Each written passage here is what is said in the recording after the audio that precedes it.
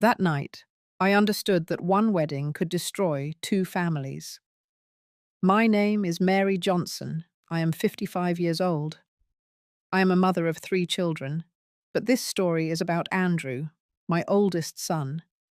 His wedding day should have been the happiest day of his life. It wasn't.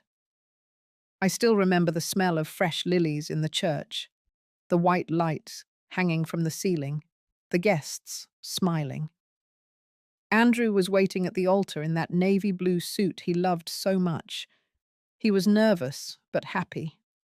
I was too, until the moment of the toast arrived. The bride's father, Mr. George Harrison, took the microphone. He was a large man with a deep voice and the owner of a construction company. Everyone knew him, everyone respected him, or so they thought. He raised his glass of champagne and said, "I want to toast my daughter, Sophia. She has always been stubborn since she was a little girl. And today, well, today she insisted on marrying this young man." There were nervous laughs. Then he added, looking directly at Andrew, "That boy is an idiot, but my daughter insisted on marrying him." The ballroom erupted in laughter, but I saw my son's face. He turned pale. His hands trembled. He looked down. I felt my legs stop holding me up. No one else seemed to notice. Everyone was laughing. Everyone was toasting, as if humiliating a man at his own wedding was funny. I clenched my napkin in my hands, took a deep breath, and in that moment I knew something. This man was not going to get away with it, because I knew things he thought no one knew. And that night I was going to reveal everything. But before I tell you what I did, let me tell you how I got there. Because this story didn't start at that wedding. It started months earlier, when something inside me said, "Mary, investigate that man." And I did. What I discovered destroyed his entire family. When Andrew told me he had met a girl, I was happy. It was January. It was cold. We were in the kitchen of my house, drinking coffee, like every afternoon. "Mum, her name is Sophia," he told me, with that shy smile he always had since he was a child. "She's different, smart. She makes me laugh." I watched him. Andrew was 28 years old. He worked as a civil engineer for a small but honest firm. He was my oldest son, the most serious, the most responsible. He had never spoken to me about any girl like that. "And what does she do?" I asked, stirring my coffee. "She's studying architecture. She's about to finish her degree. Her dad owns a big construction company, Harrison and Associates."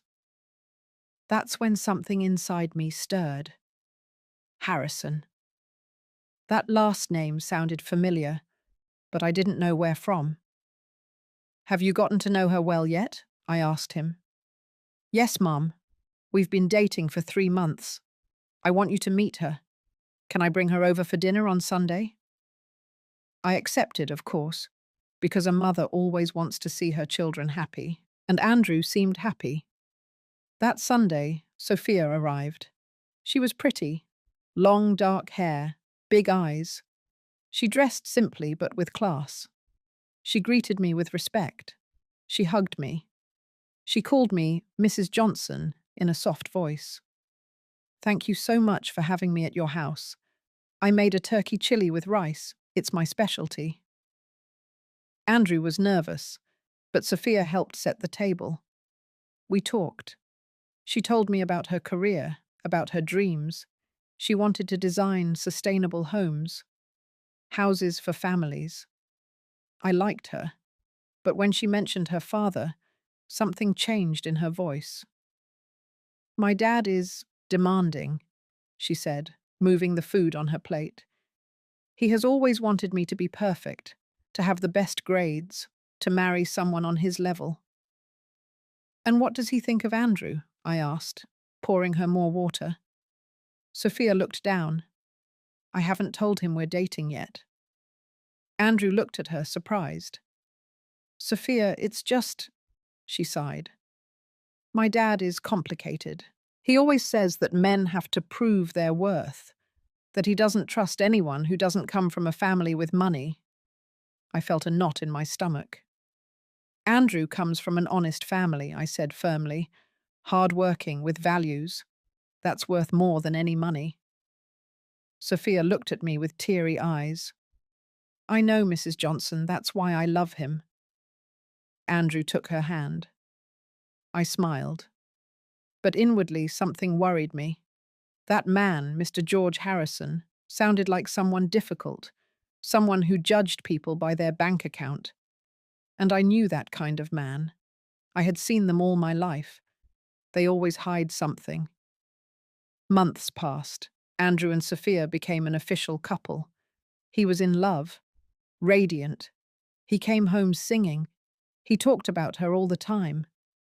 Mom, Sophia understands me. She respects me. She doesn't care that I don't have a new car or that I live in a rented apartment. She says the important thing is to build together. I nodded, but I kept thinking about that father. One day, Andrew came home more serious. Mum, I have to tell you something. We sat in the living room. It was raining outside. The sound of the water against the window calmed me. I'm going to propose to Sophia. I felt a mixture of joy and fear. Have you met her family yet? Yes, I went to their house for dinner 2 weeks ago. And how did it go? Andrew hesitated. The dad, Mr. Harrison, is weird, Mum. He asked me a lot of questions. About my job, my salary, my plans. He asked me how much I made a month, how much I had saved, if I had any property. And what did you tell him?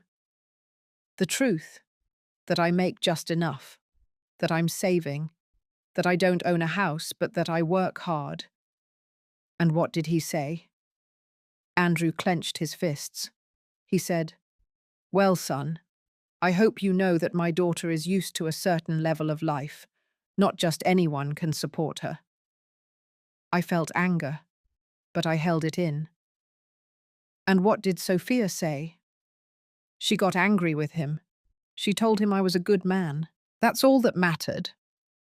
Mr. Harrison just laughed and said, We'll see. I couldn't sleep that night. Something about that man bothered me deeply. It wasn't just his arrogance. It was something else. Something I couldn't see yet. But I was going to find out.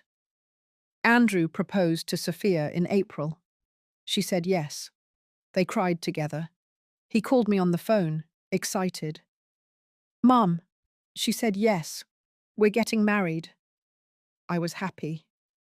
Really? But that same night, alone in my room, I looked out the window and thought, that man is going to try to ruin this. I know it. And I was right. 2 weeks later, Sophia came to see me. She was crying. Mrs. Johnson, my dad says he doesn't want me to marry Andrew. I sat down with her. I served her chamomile tea. I took her hands. Why? He says Andrew has no future, that he's a mediocre man, that he's going to make me unhappy, that I'll regret it. And what do you think? I love Andrew, but my dad is very stubborn, and my mum always does what he says. I'm afraid that they'll separate us. I squeezed her hands. Sophia, listen to me carefully. True love doesn't let fear win. If you love my son, fight for him. And if your father doesn't accept it, that's his problem, not yours. She nodded, wiping her tears. You're right. I'm going to fight. And she did. Sophia confronted her father. She told him she was going to marry Andrew, with or without his blessing. Mr. Harrison had no choice but to accept. But I knew that a man like that never accepts defeat. And I was right. The wedding preparations began. Andrew was happy. Sophia too. But Mr. Harrison set conditions.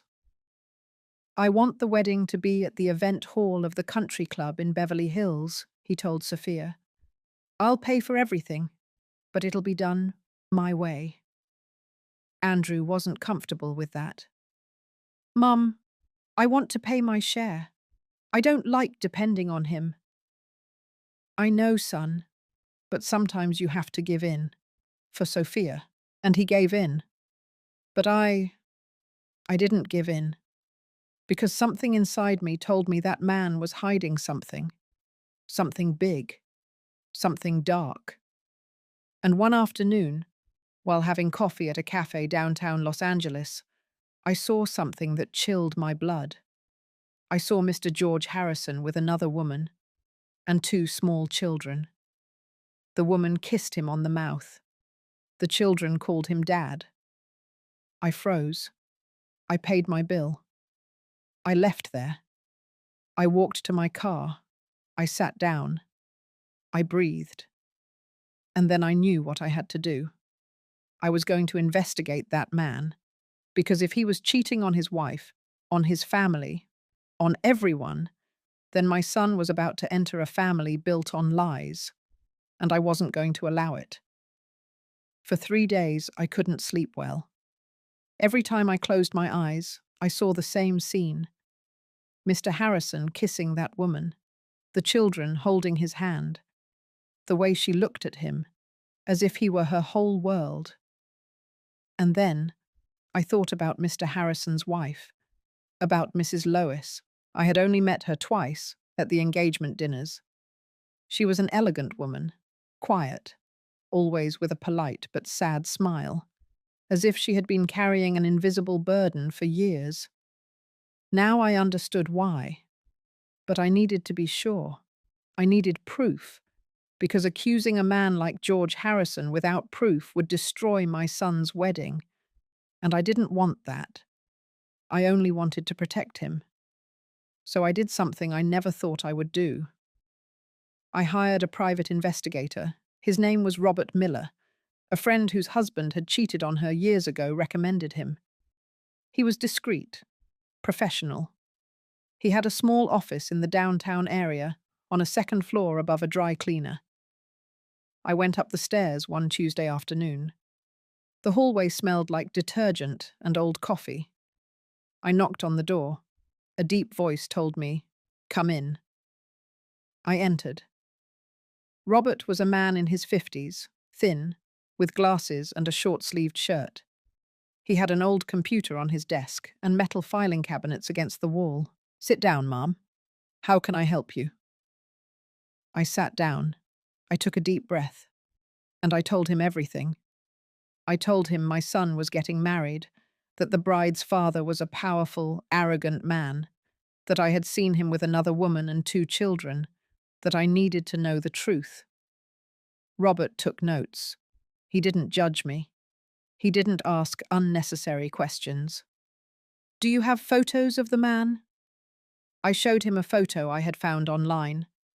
Mr. Harrison at a groundbreaking ceremony, with his politician's smile. "Do you know where you saw him with the other woman?" "At a cafe downtown, near the City Hall. It's called the Southern Star." "Do you remember the day and time?" "Last Friday, around 4 o'clock in the afternoon." Robert nodded. "I need 1 week. I'm going to follow him.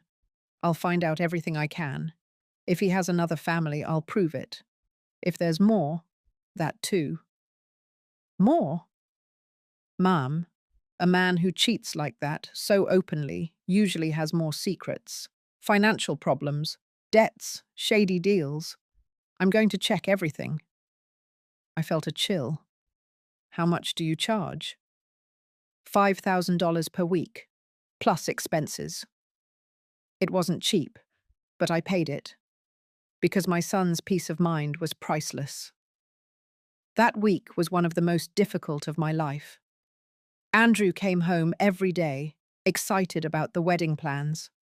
He showed me photos of the venue, the menu, the flowers. Sophia and he had chosen white roses. Their song would be, "It Had to Be You." "Mum, we're going to dance to that song together, okay? You and me, like when I was a kid." I smiled, nodded, but inside I was dying of anguish. What if what Robert discovered destroyed everything?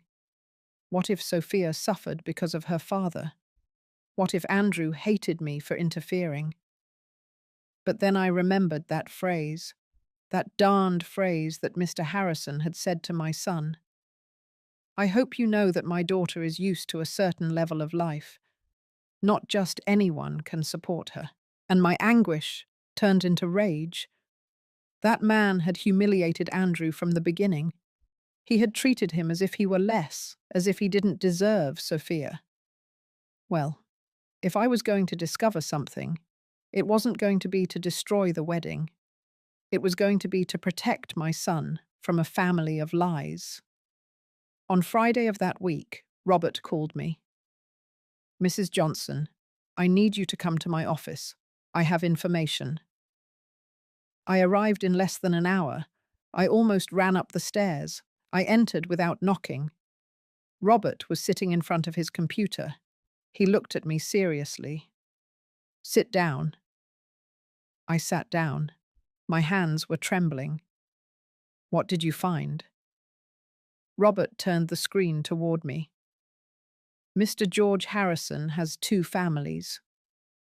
I felt the air escape my chest. On the screen there were photos. Photos of Mr. Harrison with that woman, entering an apartment in the Chelsea neighborhood, taking the children to school, kissing her in a supermarket parking lot. "Who is she?" I asked, my voice trembling. "Her name is Veronica Smith. She is 32 years old. She's an accountant. She works at Mr. Harrison's company, Harrison and Associates." "And the children?" "They are his, a 7-year-old boy and a 5-year-old girl. They are registered with their mother's last name." But I investigated. Mr. Harrison pays the rent for the apartment. He pays for the children's private school. He buys them clothes, toys, everything. "With what money?" Robert looked at me intently. "With company money." I felt the world stop. "What?" Robert took out a folder. He opened it. Inside there were documents, bank statements, bank transfers. "Mr. Harrison has been diverting money from the company for years. He makes transfers to personal accounts. He uses corporate credit cards for personal expenses. He pays for trips, hotels, expensive restaurants, all with money from Harrison and Associates." "And the company?" Robert sighed. "It's in serious trouble. It has debts with suppliers, labor lawsuits, 3 unfinished projects, and there are 2 criminal lawsuits against him for fraud." I put my hands to my face. "My God!" "That's not all," Robert said. "What else?" "Mr. Harrison has personal debts, 2 maxed-out credit cards, a bank loan for more than $2 million, and he owes taxes to the IRS from 3 years ago." "How much does he owe in total?" Robert checked his notes. "Approximately $12 million." My breath caught. $12 million? "Yes, and according to my sources, the company is about to go bankrupt. It has 6 months, maybe a year. After that, total bankruptcy." I remained silent, looking at those documents, those photos, that dark truth. Mr. George Harrison was not the successful man everyone believed. He was a liar, a thief, a fraud, and my son was about to marry his daughter. Robert gave me copies of everything. Photos, documents, transfer receipts, expense records. Everything was there. "What are you going to do with this?" he asked me. "I don't know," I replied, my voice broken. "I need to think." "Ma'am, I'll tell you something. You hired me to find the truth. And the truth is ugly. But now that you have it, you have to decide what to do with it. I know. If you tell your son before the wedding, maybe he'll call everything off. And maybe that's best. But it could also destroy his relationship with Sophia. I know. If you don't say anything, your son will enter a corrupt family. And when everything explodes, because it will explode, he'll be caught in the middle. I closed my eyes. What if I tell Mr. Harrison? Robert shook his head. A man like that won't accept being discovered. He'll deny everything. He'll threaten you. He'll try to destroy you. So what do I do? Robert leaned back in his chair. Wait. Watch. And when the right time comes, act. I left that office with a folder full of secrets. I walked aimlessly through the downtown streets. The sun was hiding behind the buildings. The lights of the food stands were turning on. People walked quickly, in a hurry to get home. I walked slowly, carrying a heavy burden. I thought about Andrew, about his smile, about his excitement. I thought about Sophia, about her innocence. She wasn't to blame for having a father like that. I thought about Mrs. Lois, about her silent sadness. Maybe she knew. Maybe she had been silent for years. And I thought about Mr. Harrison, about his arrogance, his hypocrisy, his cruelty. And I decided something. I wasn't going to say anything before the wedding. I was going to wait. I was going to watch. And if Mr. Harrison dared to humiliate my son again, then I was going to destroy him, with the truth. I arrived home when it was already dark. I put the folder in the back of my closet, under some old blankets. I sat on the bed. I looked out the window. The city lights blinked like distant stars, and I took a deep breath, because I knew that what was coming was going to change everything. The following weeks were a silent torture. Every time I saw Andrew, I smiled. Every time Sophia came to visit me, I hugged her. Every time someone mentioned the wedding, I nodded enthusiastically. But inside, I carried that secret like a stone in my chest. I slept poorly. I ate little. I got up in the early hours of the morning and sat in the kitchen, looking at that folder I had hidden in my closet. Sometimes I took it out. I reviewed the photos, the documents, the bank transfers. Everything was there. Every lie, every betrayal. And I wondered, why don't I say anything? But the answer was always the same. Because if I did it now, Andrew would hate me. He would think I was sabotaging his happiness. And Sophia would be devastated. No, I had to wait for the right moment, and that moment would come. One Saturday morning, Sophia called me. Mrs. Johnson, can we meet? I need to talk to you. Of course, dear. What's wrong? It's about my dad. I prefer to tell you in person. We agreed to meet at a cafe near my house. I arrived before her. I ordered an Americano. I sat by the window. When Sophia arrived, her eyes were red. She had been crying. She sat across from me. She took a deep breath. And she said, "My dad wants to control everything about the wedding." What do you mean? He wants to choose the guest list. He wants only important people to go. He says he doesn't want common people at his event. I felt the anger rise in my throat.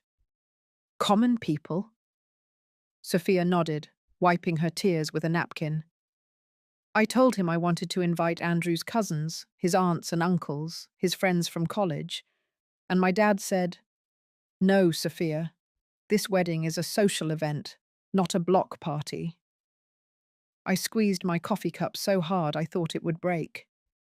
"And what does your mum say?" "Nothing.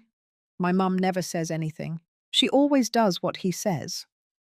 It was exactly as I had imagined. Sophia, listen to me carefully, I said, taking her hands. This wedding is yours and Andrew's, not your father's. If he wants to control everything, then maybe you should get married a different way. She shook her head. I can't. My dad threatened not to pay for anything if I don't do things his way. And Andrew and I don't have the money to have a wedding like that. It would take us years to save up. Then do it small, with the people you truly love, with dignity. Sophia looked at me with those sad eyes, so much like her mother's. Mrs. Johnson, I just want my dad to be proud of me. Just once. But no matter what I do, it's never enough for him. My heart broke, because I understood something. Sophia wasn't just trapped by money. She was trapped by the love she never received from her father, and that was worse than any debt. That afternoon, when I returned home, I took out the folder again. I looked at the photos of Mr. Harrison with that other woman, with those children Sophia didn't even know existed. And I thought, that man doesn't deserve his daughter's love. But I still couldn't tell her yet, because destroying the image Sophia had of her father before the wedding would be cruel. She needed strength to get married. She needed excitement. There would be time for the truth. 2 weeks before the wedding, there was a rehearsal dinner at the Harrisons' house. Andrew invited me. I didn't want to go, but he insisted. Mum, please, I want you to get to know Sophia's family better. Mr. Harrison said he wants to talk to you. That made me nervous, but I accepted. The Harrison house was in the Greenwich, Connecticut area. It was huge, 3 stories, a garden with a fountain, a 4-car garage. When I arrived, an employee opened the door for me. Good evening, ma'am. Please come in. I went in. The floor was marble. The walls had huge paintings. Everything smelled like money. But I knew the truth. All of that was built on lies. Mrs. Lois greeted me in the living room. She was an elegant woman, about 55, with perfectly styled hair and a beige dress. Mrs. Johnson, how nice to see you. Please come in. She greeted me with a kiss on the cheek. Her perfume was expensive, but her gaze was empty. Thank you for the invitation, I said. It's a pleasure. Sophia speaks very highly of you. We sat down. There were canapes, red wine, imported cheeses, all served by employees who moved silently. Andrew was sitting next to Sophia, holding her hand. She was smiling, but she looked tense. And then Mr. Harrison appeared. He entered with the same arrogance as always. Dark suit, gold watch, salesman's smile. Mrs. Johnson, how nice to have you in our home. I stood up. He extended his hand to me. I shook it firmly. Thank you for having me. Sit down, sit down. We'll have dinner in a few minutes, but first I want to toast. Mr. Harrison took a glass of wine. Harrison took a tea. Everyone imitated him. I want to toast my daughter Sophia, he said, looking at her.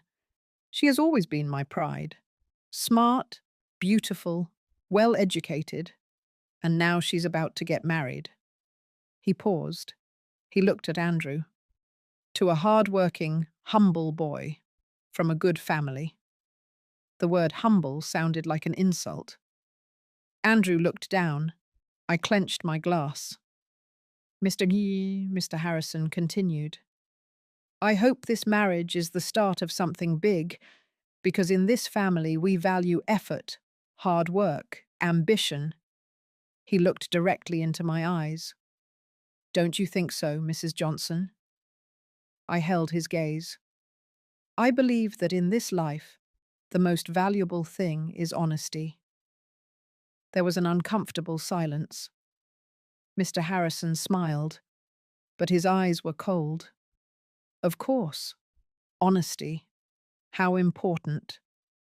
We toasted, but I knew I had just given him a warning, and he knew it too.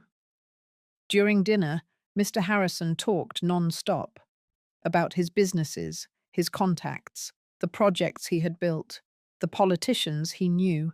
"I have a new project," he said, cutting his steak. "A residential development in Dallas. 500 houses. It's going to be my biggest work." Mrs. Lois smiled weakly. "That's good, dear." But I thought, with what money, if you're broke? Andrew listened attentively. Sophia ate in silence. And I just watched. I watched how easily Mr. Harrison lied, how his wife pretended everything was fine, how Sophia swallowed her sadness with every bite. That entire family lived a lie, and I was about to destroy it. But not yet. Not yet. At the end of dinner, Mr. Harrison asked to speak to me alone. "Mrs. Johnson, will you join me in my study?" I nodded. I followed him down a long hallway to a room with wooden shelves, books he had never read, and a huge desk. He closed the door. "Sit down." I sat down. He remained standing, looking down at me. "I want to talk to you about Andrew." "I'm listening." "He's a good boy, hard-working, respectful. But—" He paused. "He has no future." I felt my blood boil. "Excuse me?" "He has no future," he repeated. "He earns little. He has no property. He has no great ambitions. And my daughter deserves more." I stood up. "My son has something you will never understand. He has values. He has dignity. He has true love." Mr. Harrison laughed. "Love doesn't pay the bills." "No, but honesty brings peace." He approached me. His voice turned cold. "Look, I'm going to be clear. I paid for this wedding. I pay for everything. And when they get married, Sophia is going to keep depending on me. Because your son can't support her. So you better understand who's in charge here." I looked at him intently. I understand perfectly who thinks they are in charge. I left that study without saying anything else. I went down the stairs. Andrew saw me and approached. "Mum, are you okay?" "Yes, son. Just tired. Let's go."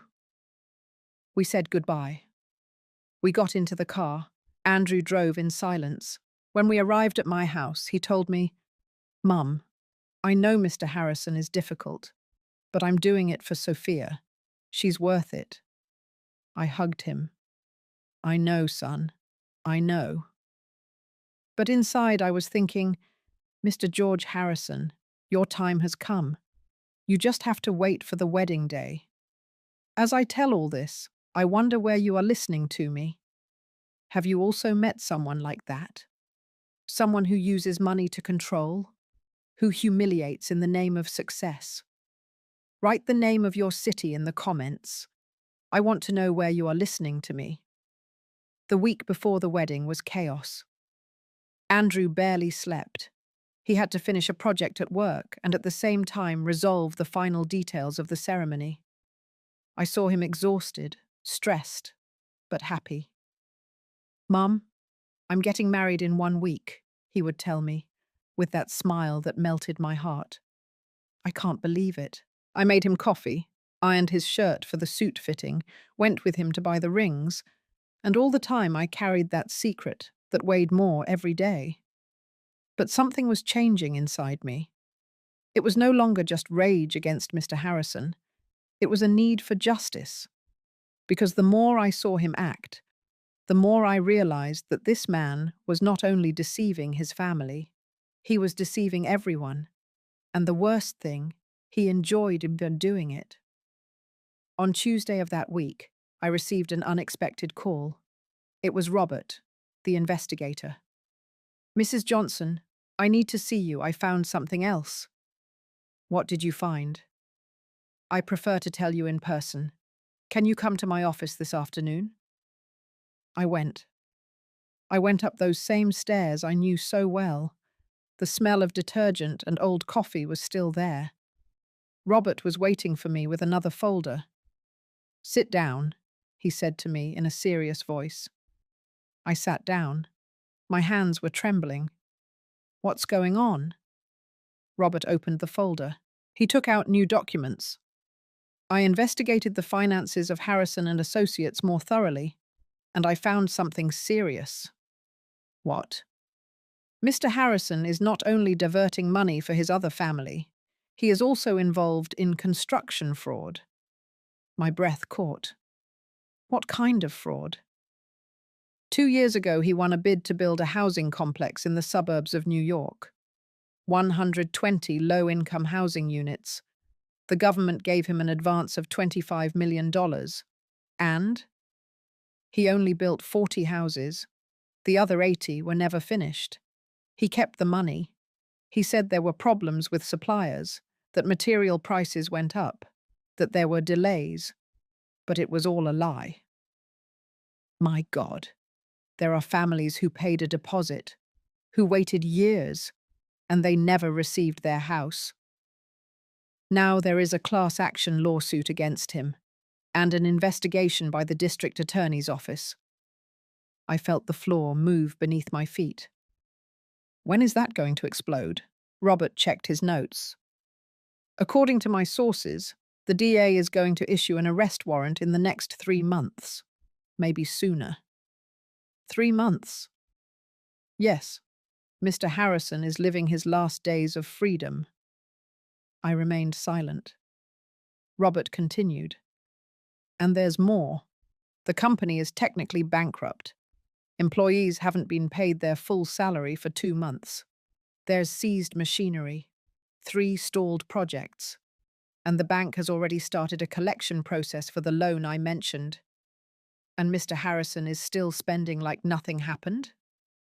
Exactly. Last week he bought a new car, a BMW. He paid in cash, with cash. Where did he get that money? Robert looked at me intently. Probably from the company till, or some hidden account. This man is an expert at hiding money. I closed my eyes. And his wife? Does Mrs. Lois know anything about this?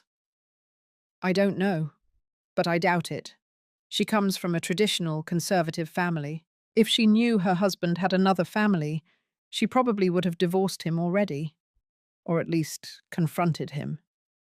But there are no signs of that, so she lives deceived, like many wives of men like that. I sighed. What else did you find? Robert took out more photos. He had been following Mr. Harrison all week. He goes to Veronica's apartment 3 times a week, Mondays, Wednesdays, and Fridays.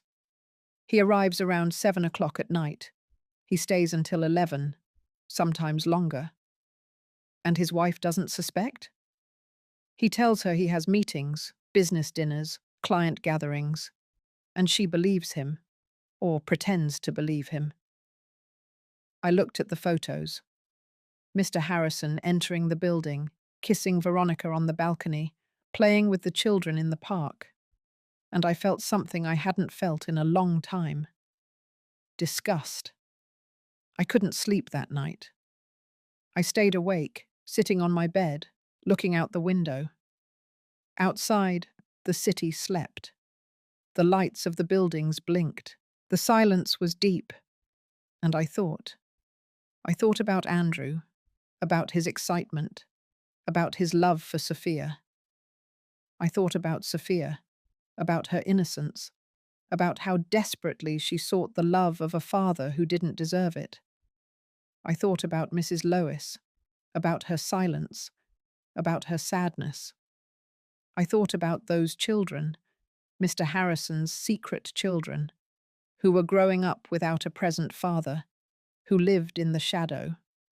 And I thought about all those families who lost their savings, who waited years for a house that never came, who trusted a man who robbed them. And I understood something. This was no longer just about protecting my son. It was about doing justice. Mr. George Harrison had built his life on lies. He had trampled on everyone in his path. He had used money, power, and arrogance to get away with it, and no one had stopped him. Until now. On Thursday afternoon, 2 days before the wedding, I went to visit a friend. Her name was Teresa. I had known her for 20 years.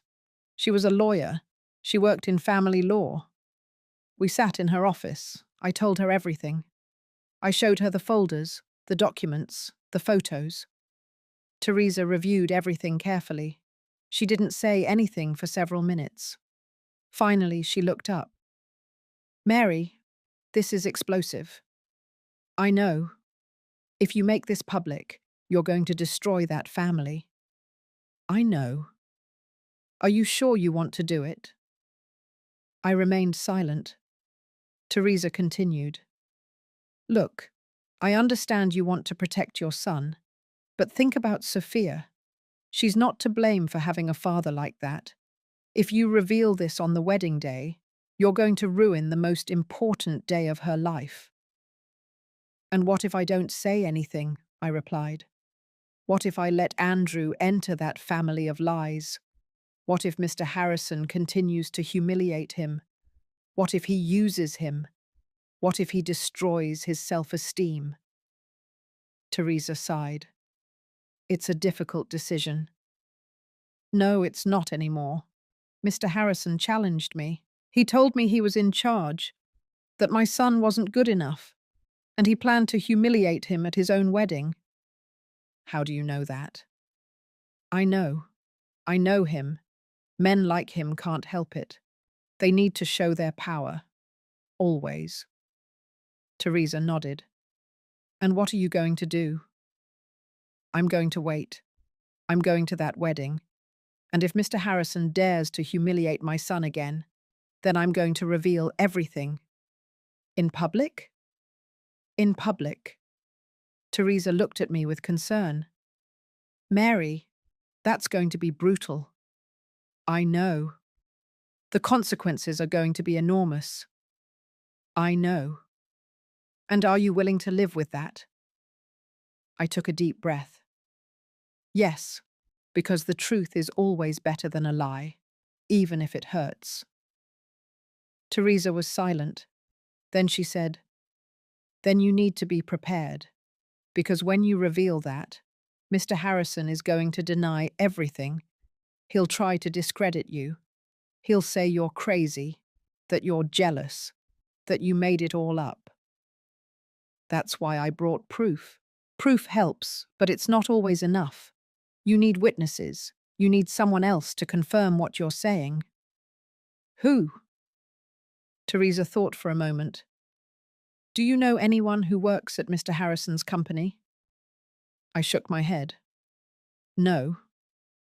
"Then you're going to have to trust that the evidence speaks for itself." I nodded. "It will." I left that office with absolute clarity. I knew what I had to do. I went to a print shop. I had copies made of all the documents, photos, bank statements, transfers, everything. I prepared 3 envelopes, one for Andrew, one for Sophia, one for Mrs. Lois. I put them in my purse, and I waited. On Friday night, the day before the wedding, Andrew came over for dinner at my house. He was nervous, but excited. "Mum, tomorrow's the day. I can't believe it's finally here." I served him chicken and mashed potatoes, his favorite since childhood. "Are you ready?" I asked him. "I think so." "Well, I'm nervous, but happy, very happy." "And Sophia?" "She is too, although she's a little stressed. Her dad still wants to control everything." I felt a knot in my stomach. What did he do now? Nothing serious. He just wants to give a long speech. He says he has important things to say. There it was. The confirmation I needed. Mr. Harrison was going to use that microphone to humiliate my son. I knew it, and I was going to be ready. That night, after Andrew left, I took out the 3 envelopes. I put them on the kitchen table.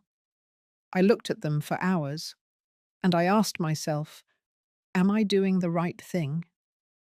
But then I remembered everything. I remembered the families who lost their homes. I remembered those children who grew up without a father. I remembered Mrs. Lois living a lie. I remembered Sophia desperately seeking the love of a man incapable of giving it. And I remembered Andrew, my son, my boy, the good, honest, hard-working man that Monster had called an idiot. And I knew the answer. Yes, I was doing the right thing, because justice is not always comfortable, but it is always necessary. I went to sleep late that night, and I dreamed about the next day. I dreamed of Mr. Harrison taking that microphone. I dreamed of his arrogant smile. I dreamed of his poisonous words. And I dreamed of the moment I would get up and snatch that microphone from him. And I would tell the truth that would destroy his world of lies. And when I woke up, I knew that dream was going to come true, because the moment had arrived, the moment for justice. The wedding day dawned with a clear sky. It was Saturday. The sun shone over the city. It was warm, but there was a gentle breeze that moved my window curtains. I got up early. I hadn't slept well. Every time I closed my eyes, I saw the same scene. Mr. Harrison in front of the microphone, his cruel words. Andrew's face sinking in shame. But I also saw myself, getting up, taking that microphone, and telling the truth. I made coffee. I sat in the kitchen. I looked at the 3 envelopes I had left on the table. One for Andrew, one for Sophia, one for Mrs. Lois. I took them. I put them in my purse, along with the copies of all the documents. And I took a deep breath. Everything changes today, I thought. The religious ceremony would be at 5 o'clock in the afternoon at St. Patrick's Cathedral. The reception at 7 in the country club ballroom. Andrew had asked me to arrive early at the church. Mum, I want you to be with me before I go in. It gives me a lot of peace to see you. I arrived at 4. The church was decorated with white roses and ivory ribbons. It smelled of incense and fresh flowers. Everything was elegant, impeccable. Andrew was in a side room with his groomsmen. When he saw me, he smiled. Mum. I approached. I hugged him. He smelled like new cologne. He was nervous. His hands were trembling a little. How are you feeling? I asked him. Nervous, happy, scared, all at the same time. I took his hands. Andrew, I want you to know something. No matter what happens today, I will always be on your side. Always. He looked at me strangely. No matter what happens? Mum, are you okay? I smiled. Yes, son. I just wanted to tell you. I hugged him again, and I felt my heart break, because I knew that after today, nothing would ever be the same. The ceremony was beautiful. Sophia entered arm in arm with Mr. Harrison. She wore a white dress, simple but elegant. Her veil fell like a cascade of lace. She was radiant. Mr. Harrison walked with his chest puffed out with pride, as if he were giving away a trophy, not his daughter. When they reached the altar, Father Michael blessed the union. Andrew and Sophia exchanged vows. They looked at each other with true, genuine, pure love. And I, sitting in the 3rd row, cried. I cried with happiness for my son, and I cried with sadness, because I knew what was coming. The reception at the country club began exactly at 7 o'clock. The ballroom was huge. Round tables with white tablecloths, centerpieces with roses and candles, a dance floor in the center, a stage with a microphone and speakers. There were more than 200 guests. Business people, politicians, wealthy families, all dressed in expensive suits and designer dresses. And then there was us, my family, Andrew's cousins. his friends from college, his best man, who was an electrician, his maid of honor, who worked at a stationery store. You could see the difference. Two worlds in the same room, but Andrew didn't seem to notice. He was happy, dancing with Sophia, laughing with his friends, hugging his aunts and uncles. I sat at a side table, watched everything, and waited. Dinner went smoothly. They served steak and potatoes, salad, mushroom soup. Everything was delicious. People ate, talked, laughed. And then the time for the toasts arrived. The MC took the microphone. "Good evening, everyone. It is an honor to be here, celebrating the union of Andrew and Sophia. At this time, the bride's father, Mr. George Harrison, has a few words to share." My heart started beating faster. Mr. Harrison got up, walked towards the stage, took the microphone, smiled, and began to speak. "Good evening, everyone. Thank you for joining us on this very special night." Applause. As a father, this is a bittersweet moment, because today I give away my daughter, my princess, my pride. He looked at Sophia. She smiled, with tears in her eyes. Then he looked at Andrew, and his expression changed. Sophia has always been very special, smart, beautiful, capable. She could have chosen anyone. Anyone. Pause. But she chose Andrew. Nervous laughter. And well, Andrew is a hard-working boy. I can't deny that. He comes from a humble but honest family. The word humble sounded like poison. When Sophia told me she wanted to marry him, I said, "Daughter, are you sure? This boy has nothing. He has no property. He has no business. He has no bright future." The ballroom fell silent. Andrew looked down. His face turned pale. Sophia took his hand, but she looked uncomfortable. Mr. Harrison continued. But Sophia insisted.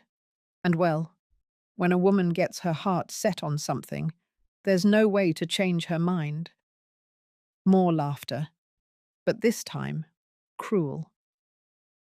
So today, on this very special day, I want to toast my daughter, to her bravery, to her stubbornness.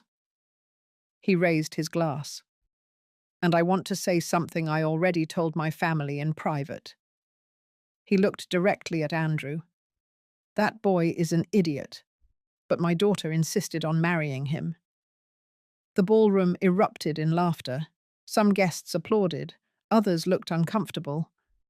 But I felt something inside me break. I looked at Andrew. His eyes were glassy, his hands clenched into fists, his jaw tense. Sophia hugged him, whispering something in his ear. Mrs. Lois looked at her plate, ashamed. And Mr. Harrison was still smiling, enjoying his moment of power. Then I got up. My legs were trembling, but I walked towards the stage. Everyone looked at me. Mr. Harrison saw me approaching. His smile faded. "Mrs. Johnson, what are you doing?" I didn't answer. I climbed onto the stage. I snatched the microphone from his hands. "Excuse me, Mr. Harrison, but now it's my turn to speak."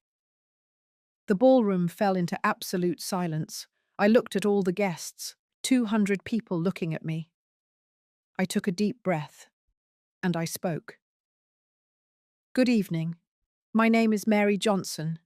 I am Andrew's mother." My voice was trembling, but it was firm.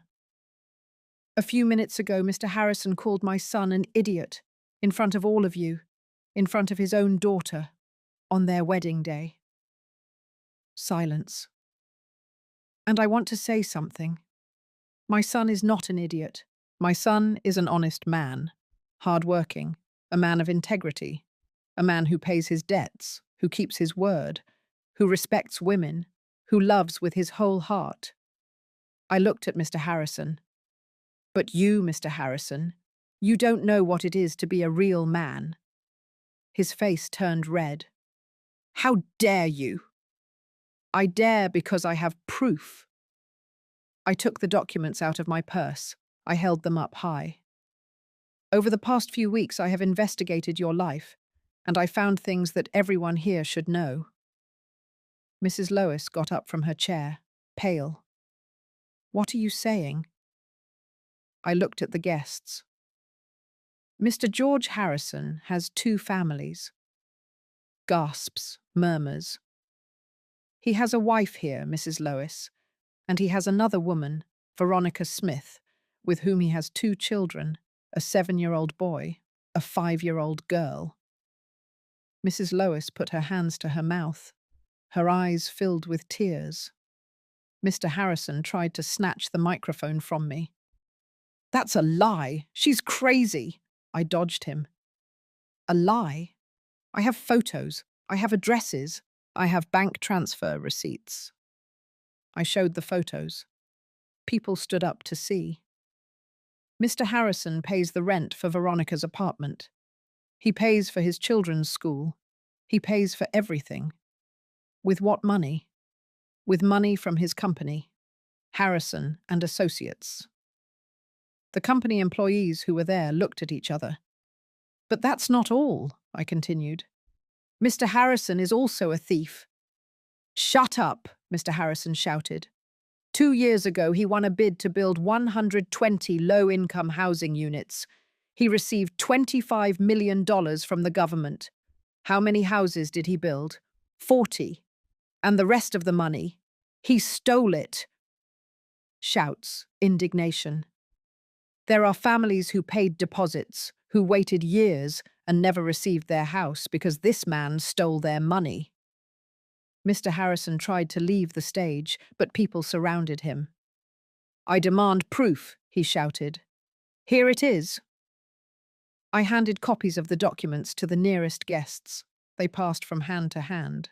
Bank statements, transfers, photos, everything.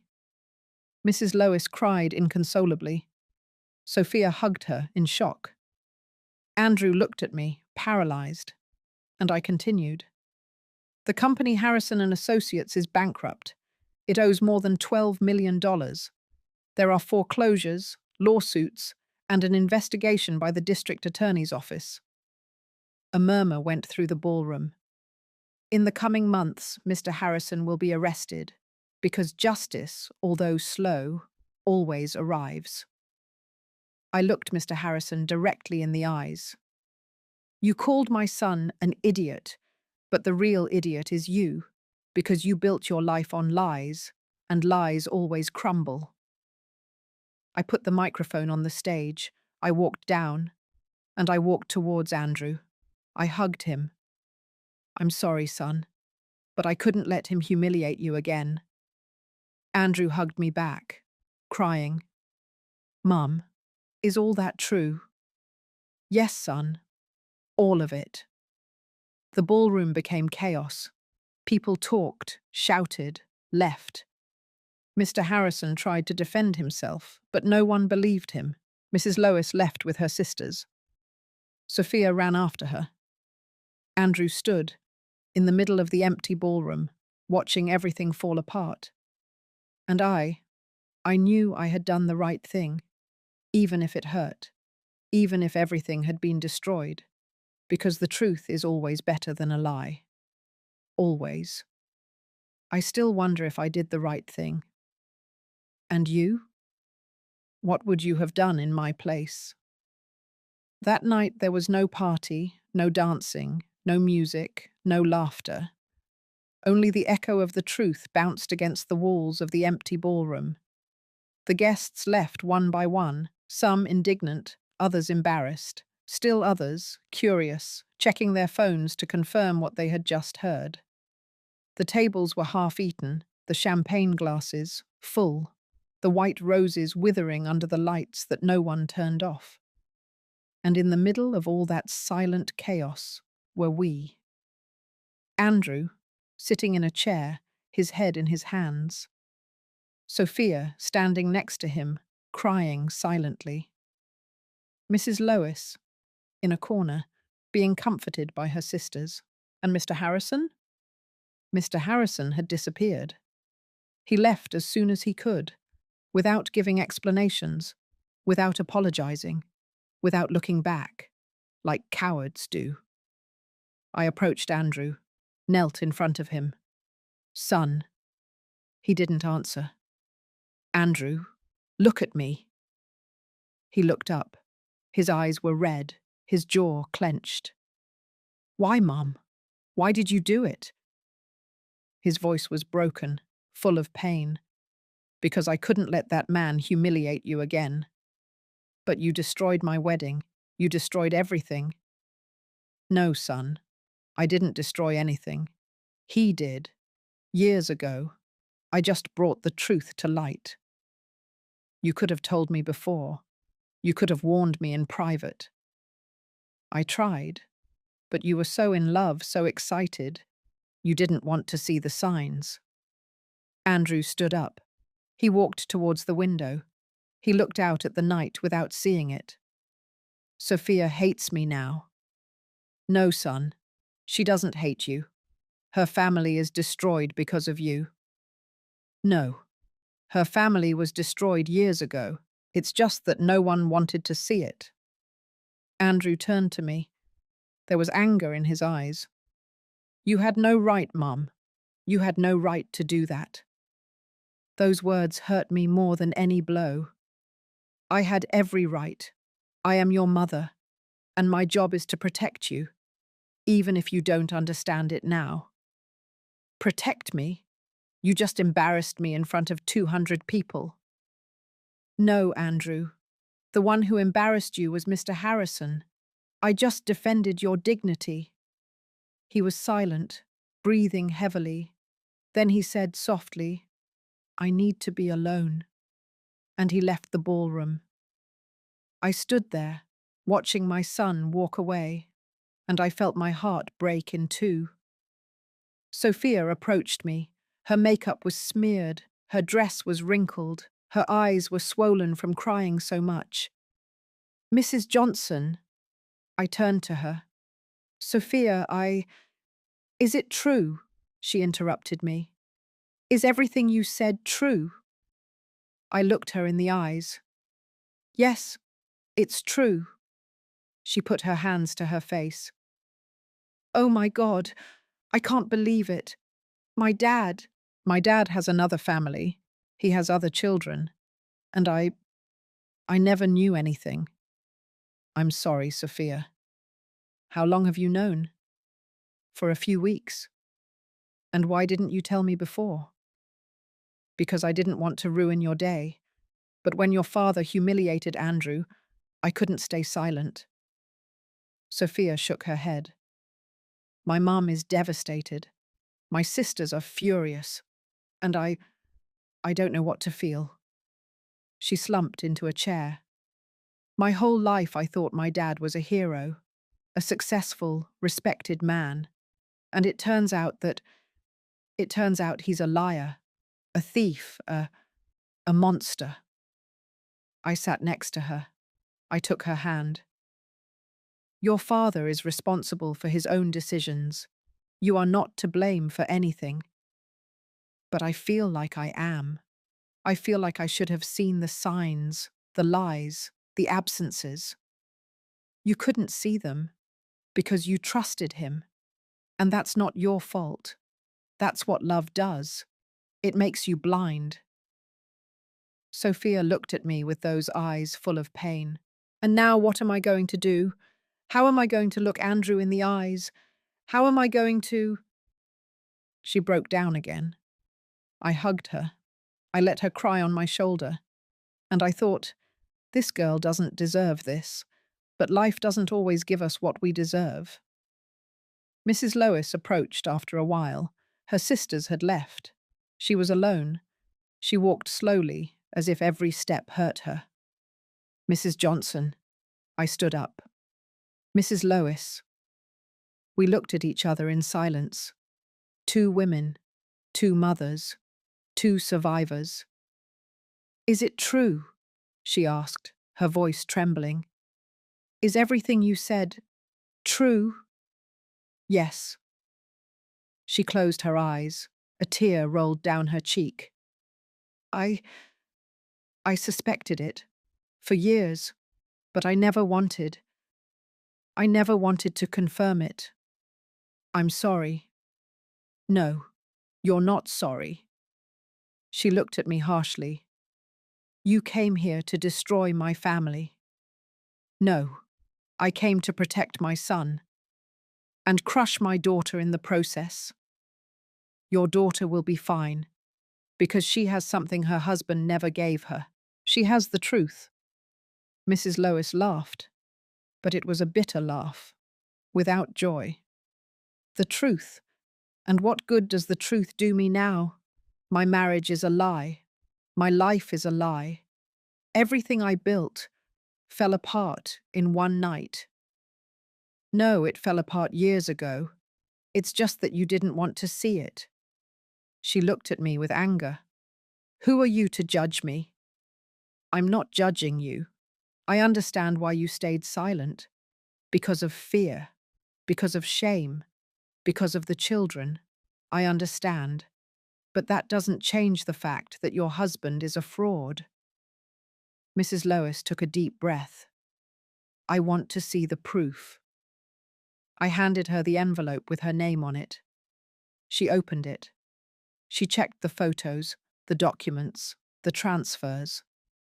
I watched her face change, from pain to rage, from rage to resignation.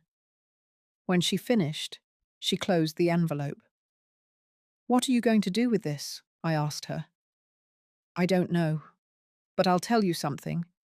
George Harrison is no longer my husband. I don't know if he ever was. She turned and left, and I stood there, alone, surrounded by the remains of a wedding that never ended.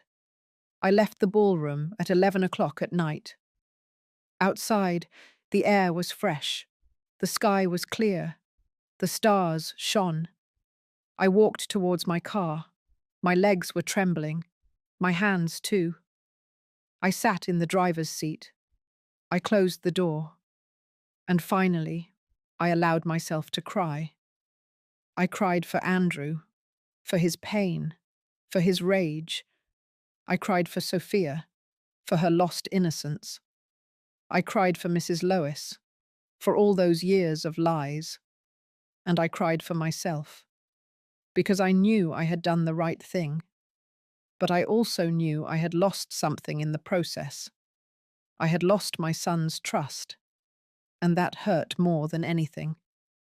I arrived home after midnight. I went in. I closed the door. I took off my shoes. The house was empty, silent, cold. I sat on the sofa. I looked at the ceiling, and I thought, was it worth it? I didn't know yet. Maybe I never would. But there was something I did know. The truth always has a price, and I had just paid it. On Sunday morning, Andrew didn't call me, not on Monday nor Tuesday. A week passed, then two, and nothing. I tried calling him.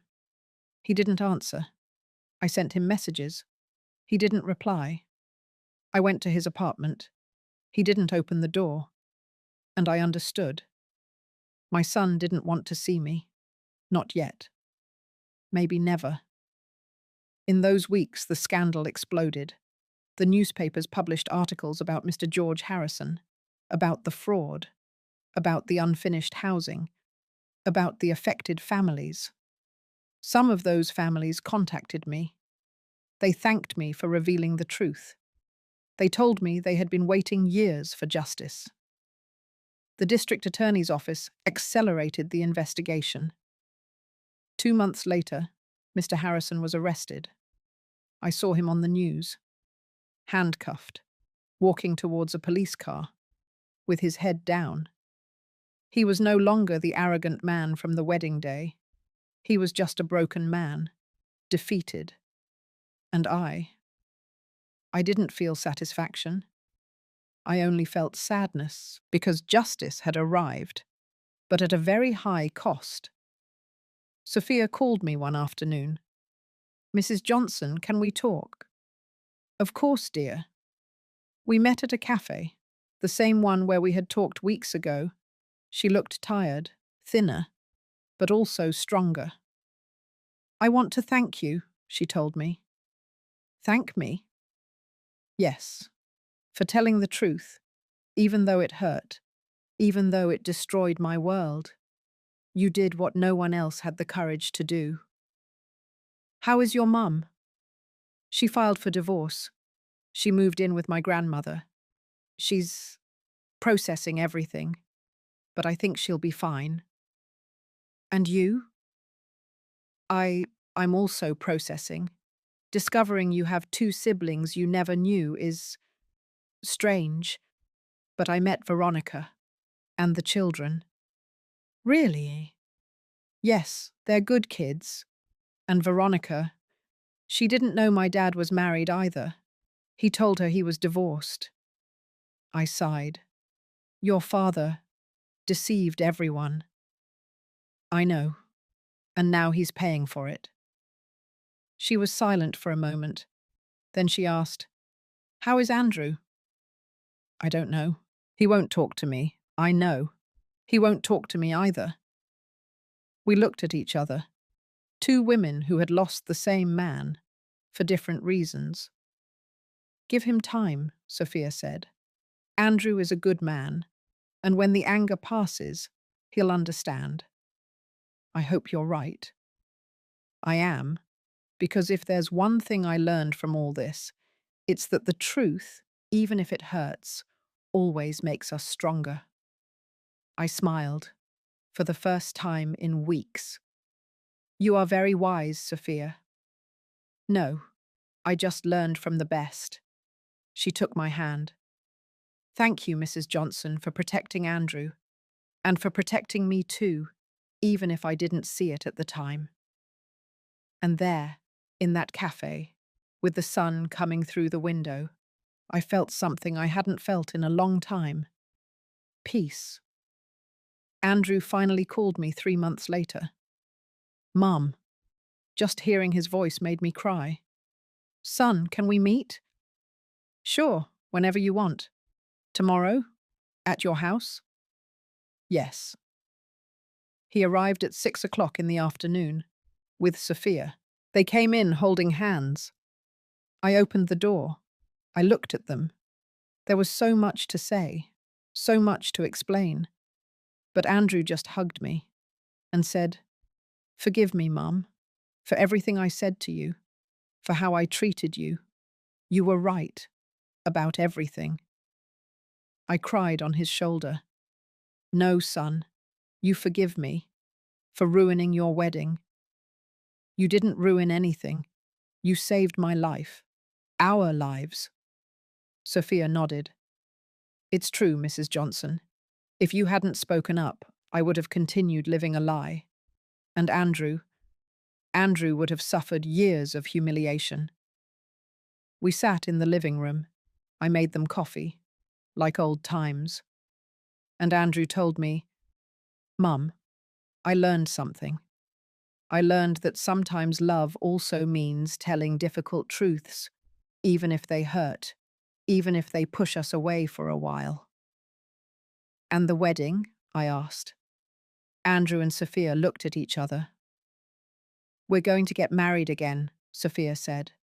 Small, just close family, true friends, without lies, without appearances, and without Mr. Harrison, Andrew added. I smiled. That sounds perfect. That night when they left, I sat in the living room, looking out the window, the city lights, the dark sky, and I thought about everything that had happened. I had lost a lot. My son's trust for a while, the illusion of a perfect wedding, the peace of my conscience. But I had also gained something.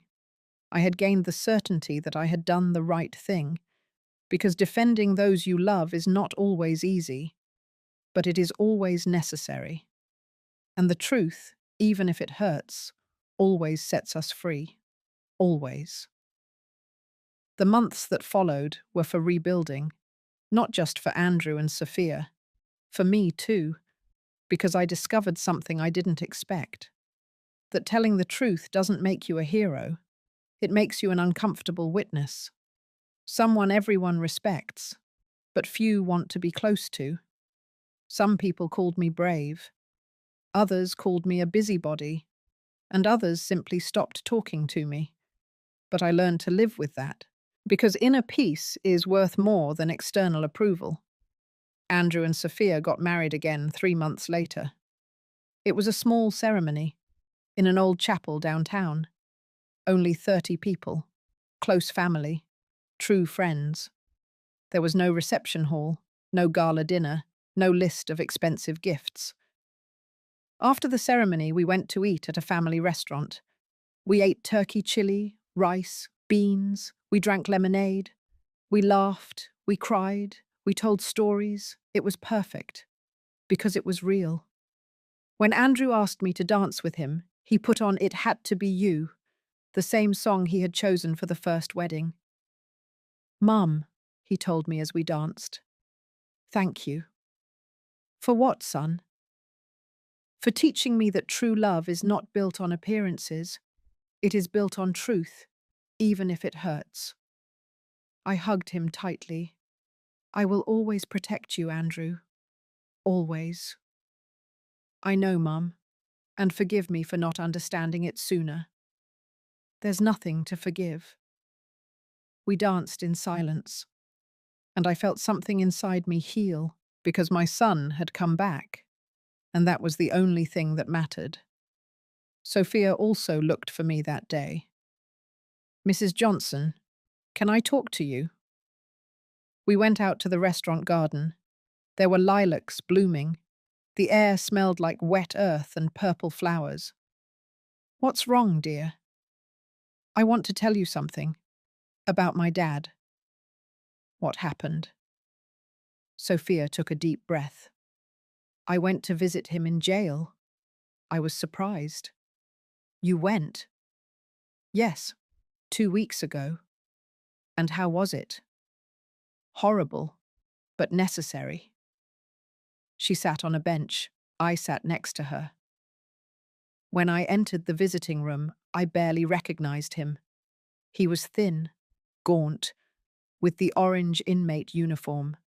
He no longer looked like the powerful man everyone knew.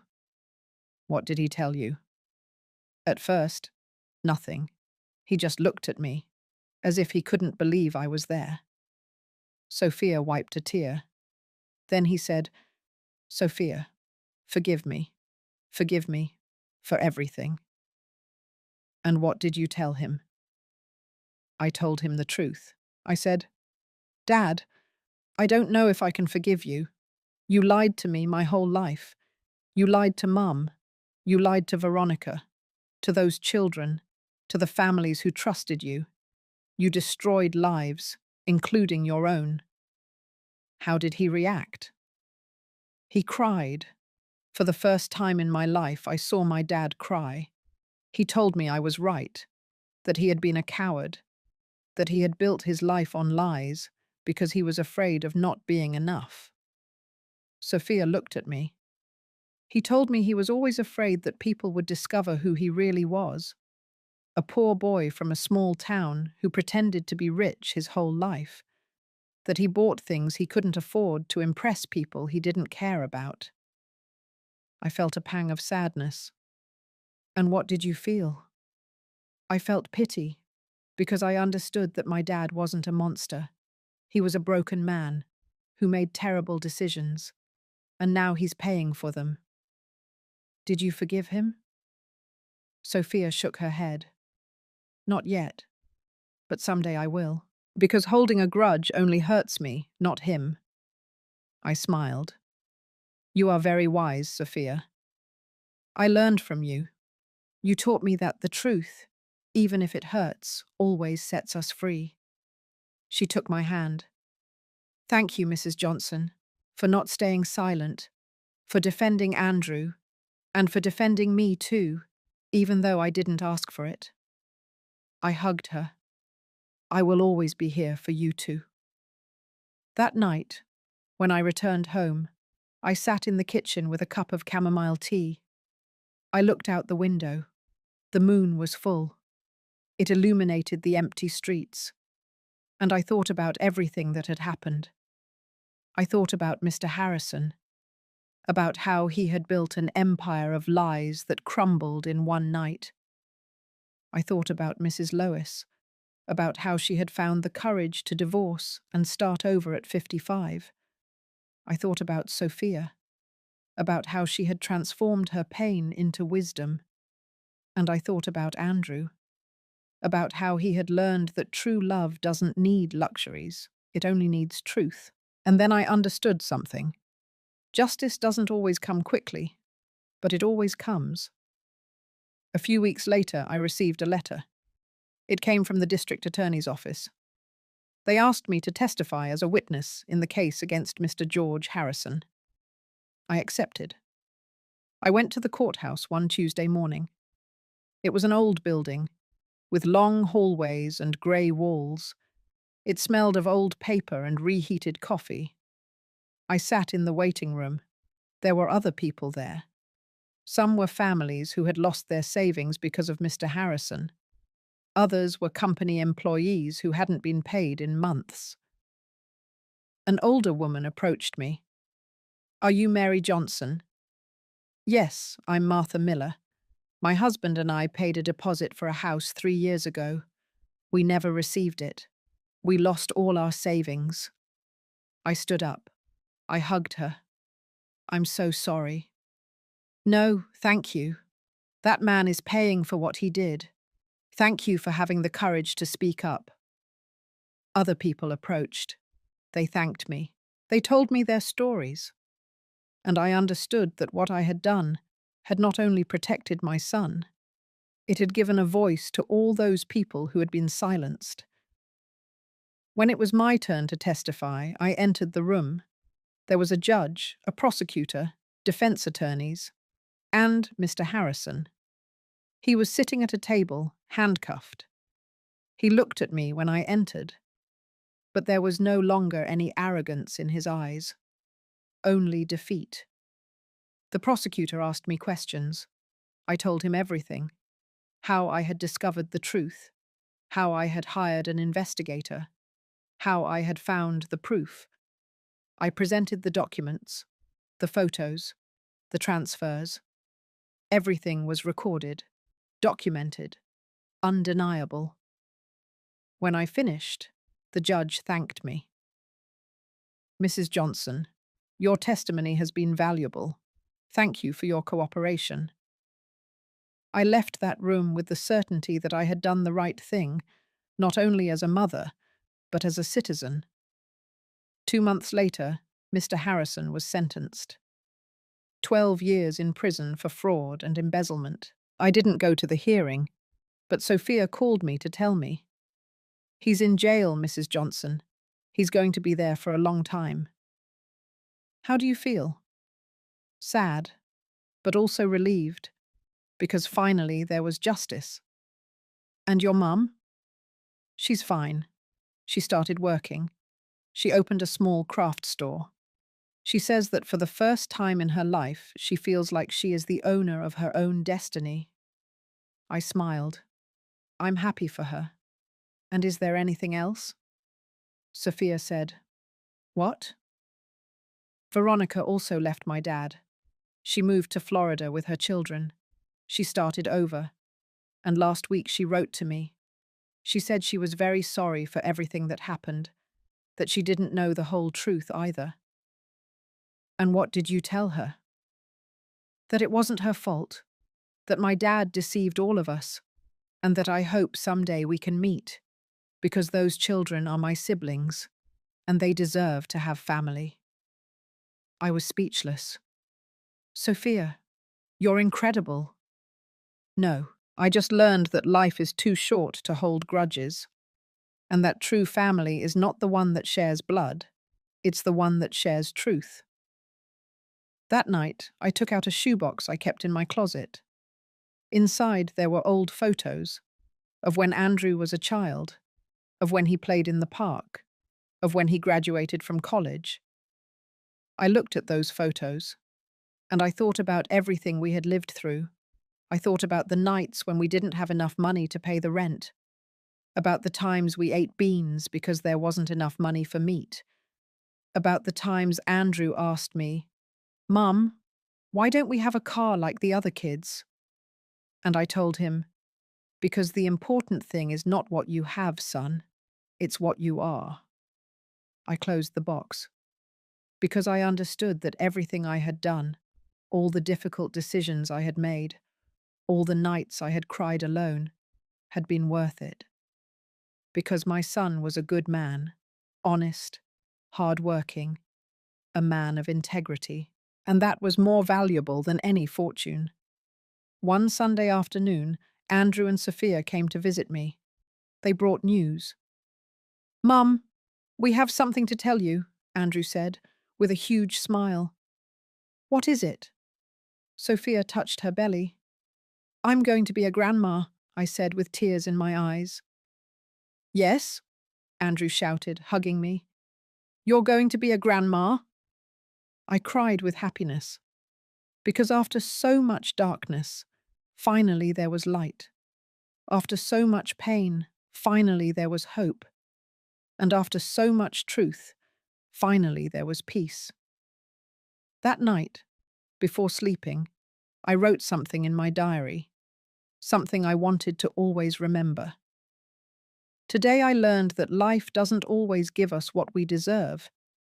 But if we are brave, if we defend the truth, if we protect those we love, life gives us something better.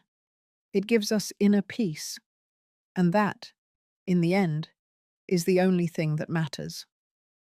I closed the diary, I turned off the light, and I slept peacefully, for the first time in months. Months passed. Sophia's belly grew. Andrew was excited. He painted the baby's room blue. He bought a crib. He read books about fatherhood. And I knitted baby clothes. I prepared blankets. I imagined what it would be like to have a grandchild.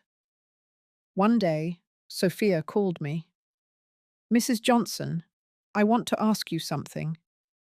Tell me, dear, when the baby is born, could you be at the birth? Since my mum will also be there, I thought it would be nice for both grandmas to be together." My eyes filled with tears. It would be an honor. The baby was born in March. A boy, healthy, beautiful, with Andrew's eyes and Sophia's nose.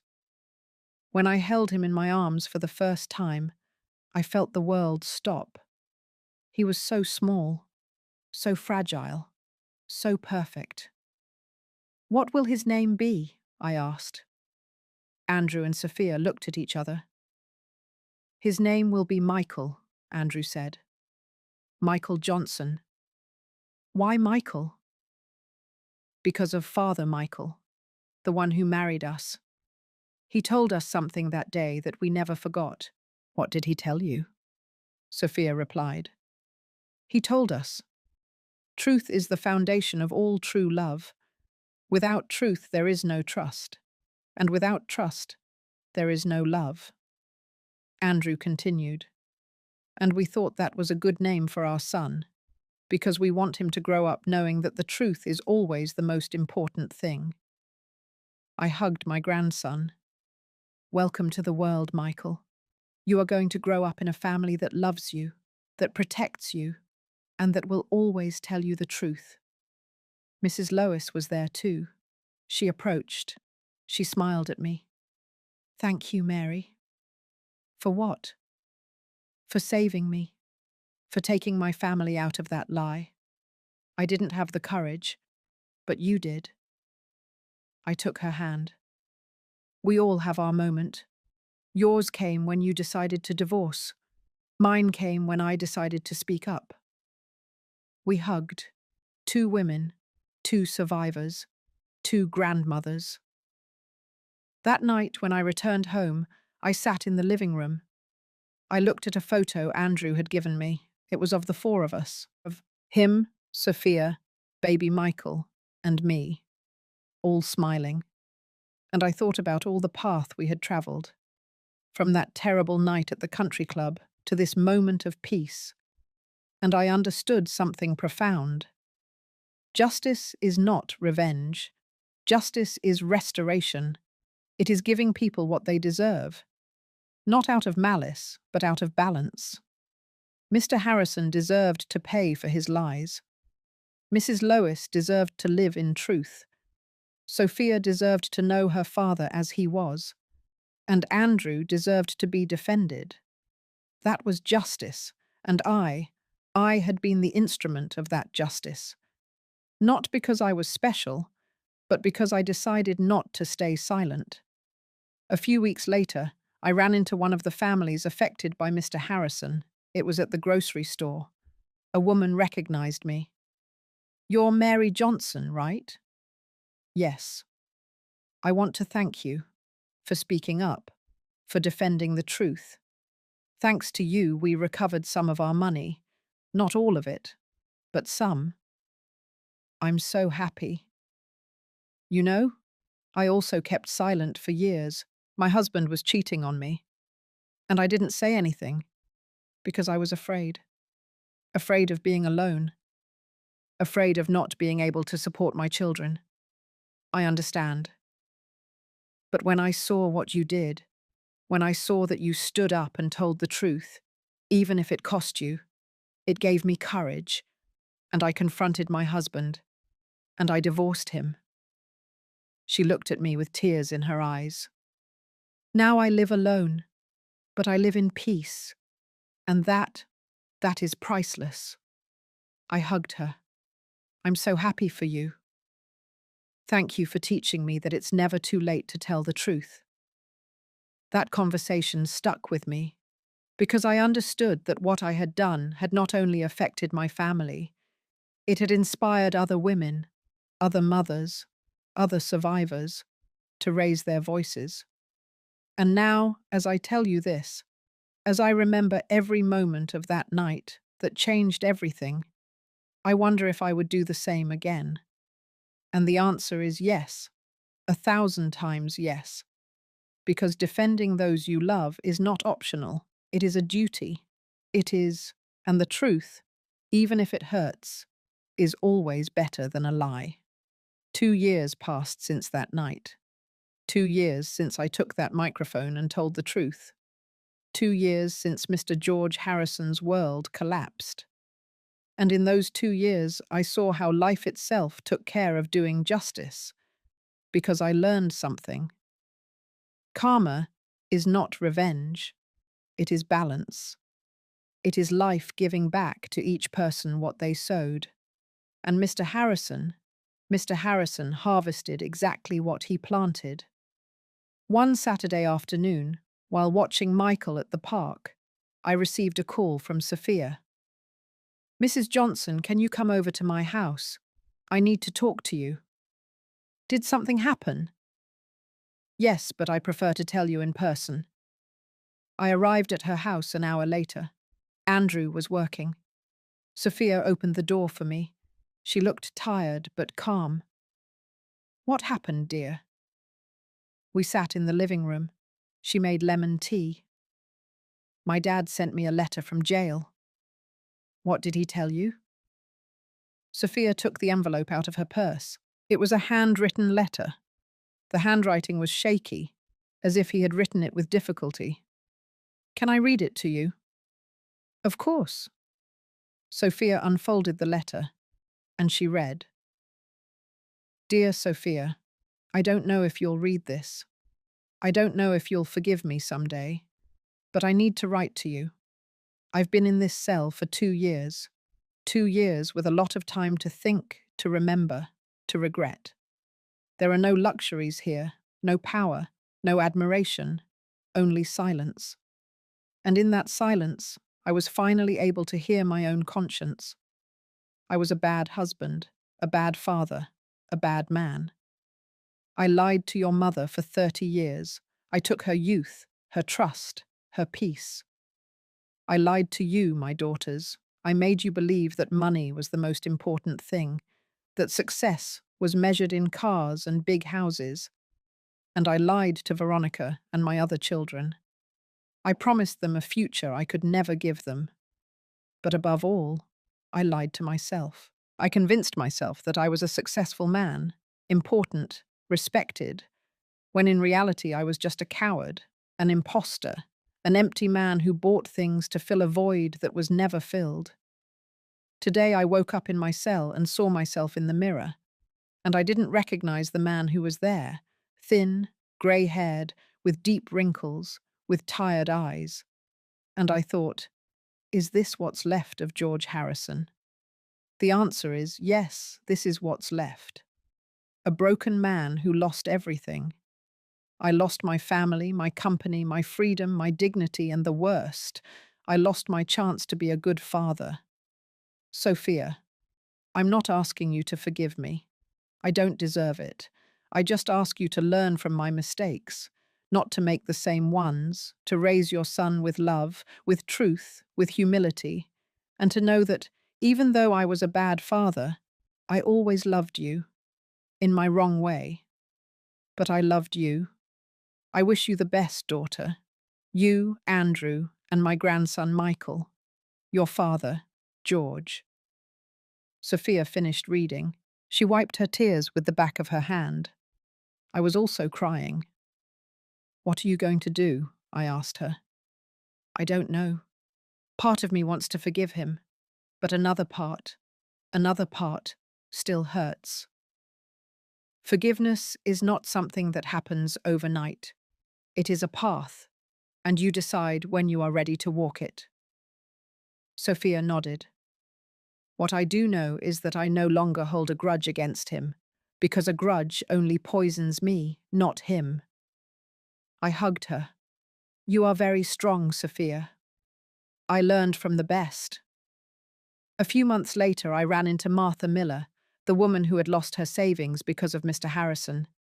We were at the supermarket. She recognized me and approached. Mrs. Johnson, how are you? Good, Martha. And you? Better. Much better. Thanks to Mr. Harrison's sentence, we managed to recover some of the money. Not all of it, but some. I'm so happy. And there's something else. My husband and I bought a small plot of land in rural Pennsylvania. We are building our house ourselves, little by little. But it's ours. I smiled. How wonderful. Yes, and you know what the best part is? That we are building it with honesty, without deception, without lies. And that gives us peace. Honesty always brings peace. Martha took my hands. Thank you, Mrs. Johnson, for not staying silent, for defending us. You changed our lives. No, Martha, you changed your own lives. I just told the truth, but you had the courage to fight. We said goodbye with a hug, and I felt something inside me heal a little more. Another year passed. Michael turned 3. He was a cheerful, curious, smart boy. He looked so much like Andrew that sometimes my heart ached with love. Andrew had been promoted at work. He was now a project manager. He earned well. He wasn't rich, but he lived with dignity. Sophia had finished her master's degree in architecture. She worked designing eco-friendly houses. She was doing very well. And I was still the same, but calmer, more at peace. One day, Andrew came to visit me. Mum, do you remember Mr. Harrison? Of course. Why? Sophia told me he's very sick. He has diabetes, and since there's no good medical care in jail, he's getting worse. How serious? Serious. He lost a toe, and they say he might lose more. I felt a pang of sadness. And how is Sophia taking that? Badly. She wants to go see him, but she's afraid. Afraid of what? Afraid of feeling pity. Afraid of believing his lies again. Tell her to go, but tell her to go for herself, not for him. What do you mean? Tell her to go to close that chapter. to say what she needs to say, not to save him, because he has to live the consequences of his actions.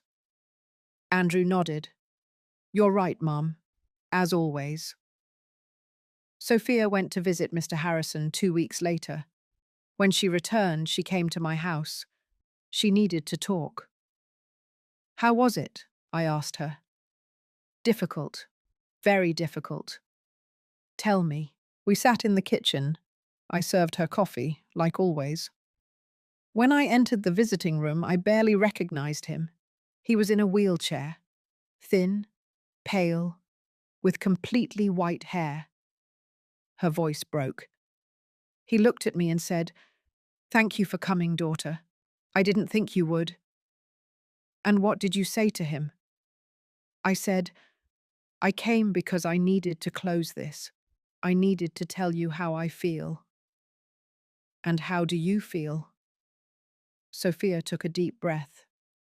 I told him, Dad, I'm angry with you because you lied to us, because you hurt us, because you chose money over us.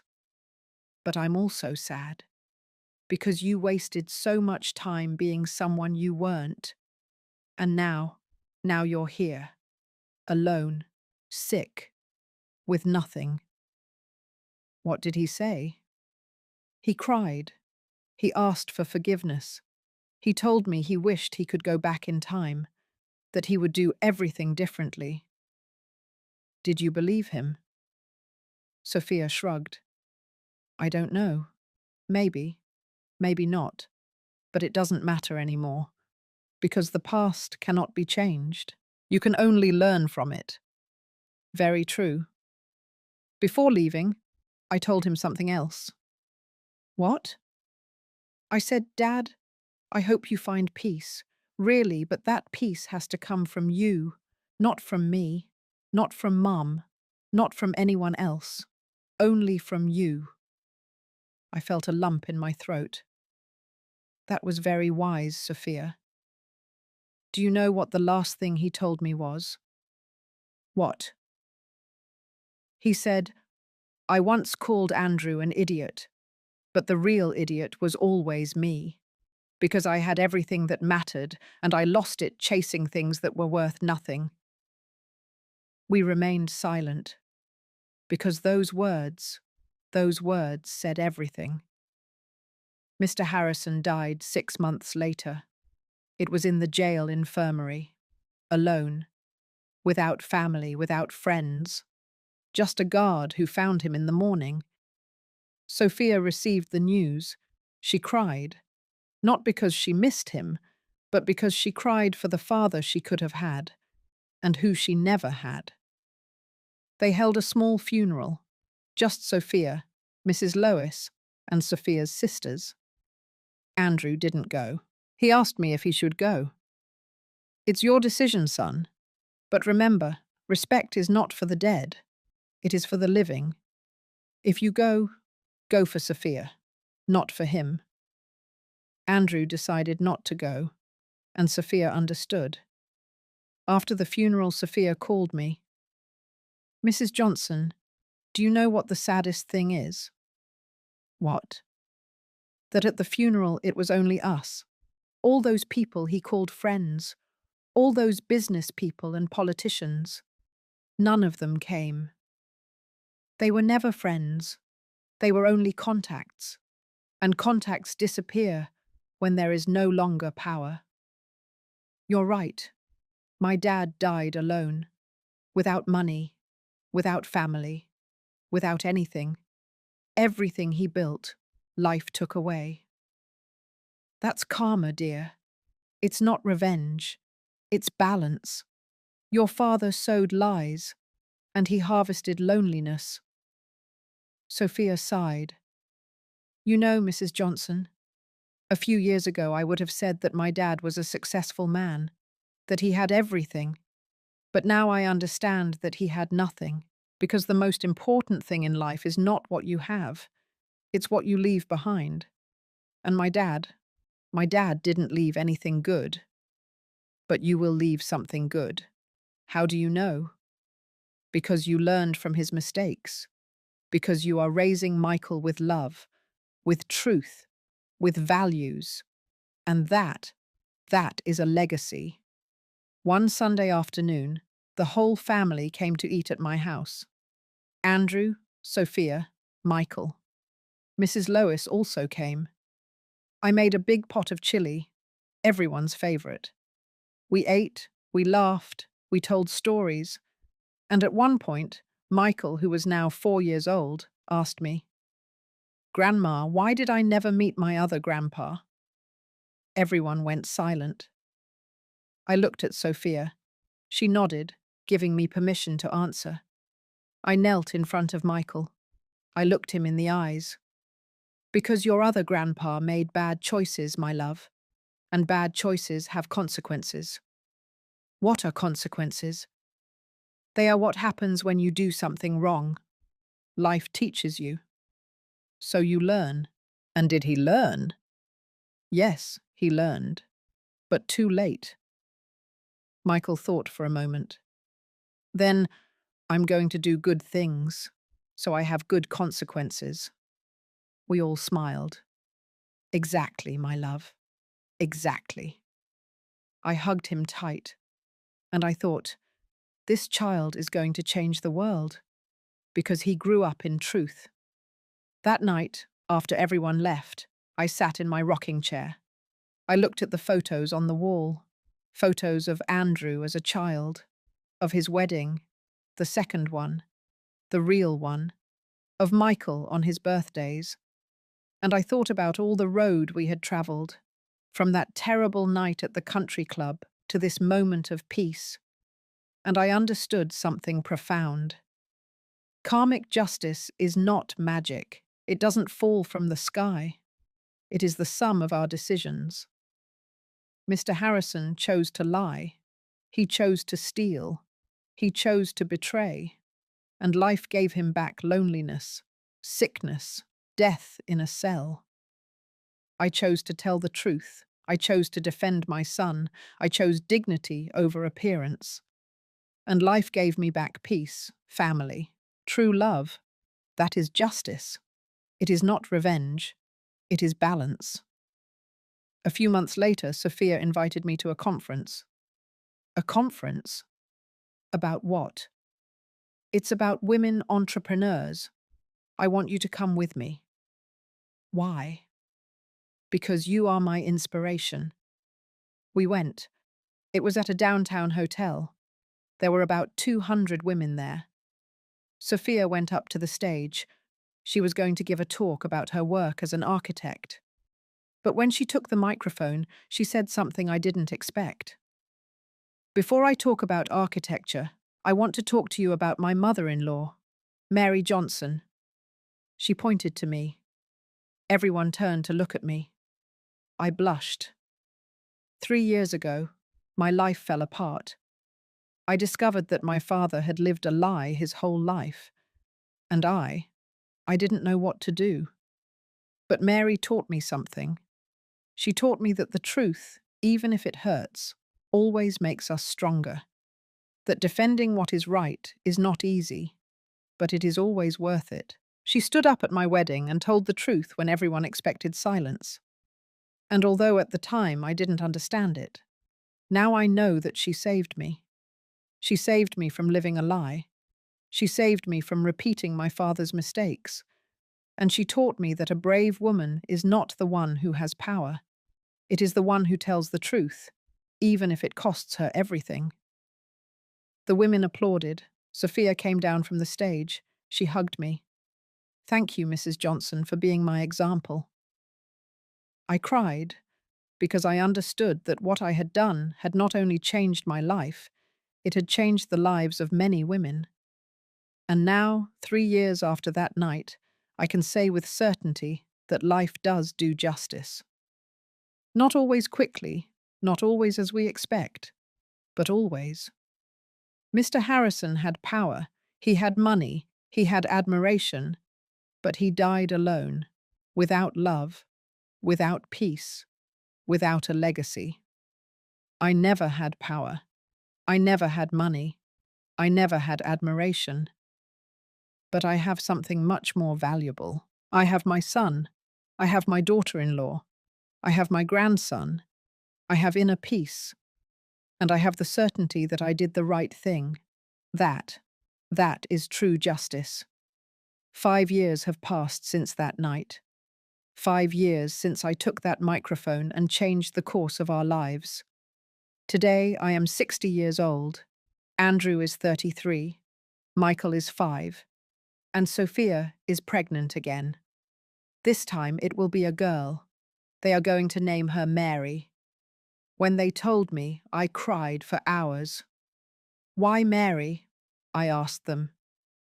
Sophia took my hands. "Because we want our daughter to grow up knowing that there was a woman in this family who had the courage to tell the truth, who stood up when everyone expected silence, who defended what was right, even if it cost her everything. We want her to be like you, Mrs. Johnson, strong, brave, honest." I didn't know what to say. I just hugged my son and my daughter-in-law and cried with happiness, because I understood that my story would not end with me. It would live in that girl and in her children and in her grandchildren. The legacy of truth. This morning I woke up early. I made coffee, like every morning. I sat in my rocking chair by the window. I watched the sunrise. The city was waking up slowly. The birds were singing. The sun painted the sky orange and pink. And I thought about everything I had lived through. I thought about my youth, about the difficult years after the divorce, about the nights when I didn't know how I was going to feed my children.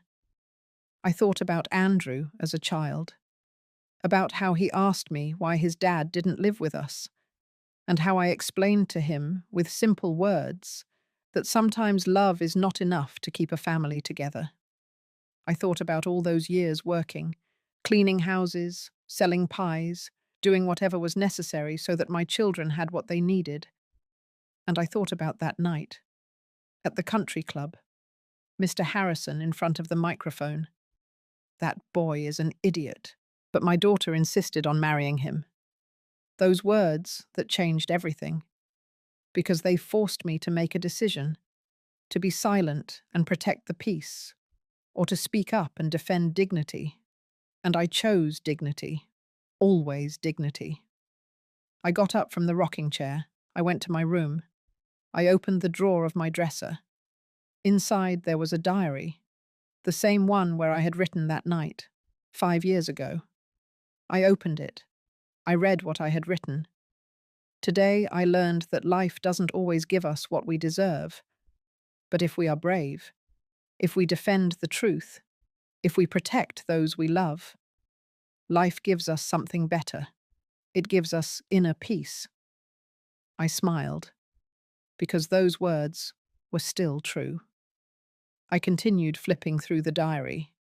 There were more pages, more thoughts, more lessons. And I decided to write something new, something that summarized everything I had lived. I took a pen and wrote, "To the woman who reads this someday, maybe you'll be my granddaughter Mary. Maybe you'll be another woman who is going through something difficult. I don't know. But if you are reading this, I want you to know something. Life is going to put you in situations where you will have to choose between truth and comfort, between defending what is right and maintaining peace, between being brave and being silent. And in those moments you will be afraid. Afraid of losing the people you love, afraid of being alone, afraid of the consequences. But let me tell you something I learned after 60 years of life. Silence does not protect anyone. It only protects lies. And lies, sooner or later, always explode. They always hurt. They always destroy.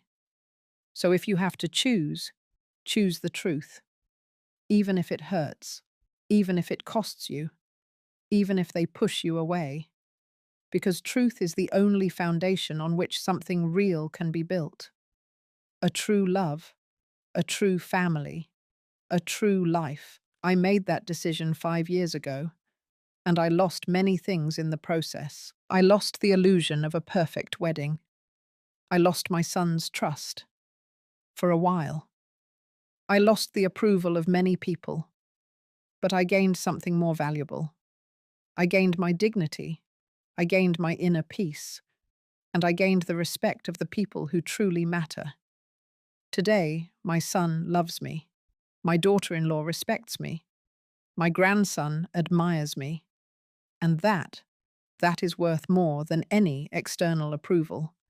So don't be afraid to tell the truth. Don't be afraid to defend what is right. Don't be afraid to be brave. Because brave women are the ones who change the world. One truth at a time. With love, Mary Johnson. I closed the diary. I put it in the drawer. And I took a deep breath. Because I felt that I had closed a cycle. I had told my story. I had left my legacy. I had said what I needed to say. And now I could move on. With peace. That afternoon, Andrew and Sophia came to visit me with Michael.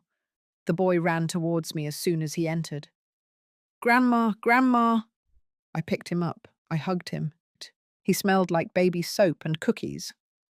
"How's my prince?" "Good. Today at school I learned about heroes." "Oh, really? And who are the heroes?" "The teacher said that heroes are people who do difficult things to help others." "Very true." Michael looked at me with those big, curious eyes. "Grandma, are you a hero?" I was speechless. Andrew smiled. Sophia, too. "Why do you ask that, my love?" "Because my mommy told me that you did something very difficult, that you told the truth when no one else wanted to, and that saved us." My eyes filled with tears. "I'm not a hero, Michael. I'm just a grandma who loves her family very much." "But heroes are like that too. They love their family and they protect it." I hugged him tight. "Then yes, my love, I am a hero. Your hero." Michael laughed, and he gave me a kiss on the cheek. And in that moment I felt that everything had been worth it. Every tear, every fear, every sleepless night. Everything. Because I had protected my family, and that was the only thing that mattered. After eating, Sophia asked to speak to me alone. We went out to the garden. There were bougainvilleas blooming. The air smelled of wet earth and flowers. "Mrs. Johnson, there is something I want to tell you." "Tell me, dear." "I went to visit my dad's grave." "How was it?" "Good. I took flowers. I sat there for a while. And I talked to him." "What did you tell him?" Sophia took a deep breath. "I told him I forgave him." I remained silent, waiting. I said, "Udai, Dad, for a long time I hated you. I blamed you. I wished you had never existed. But today I understand something. You were human too. You also carried wounds. You were also afraid. And you made bad choices. Choices that hurt a lot of people. But holding a grudge against you only hurts me. So today I forgive you. Not because you deserve it, but because I deserve peace." Her voice broke. "And you know what, Mrs. Johnson?"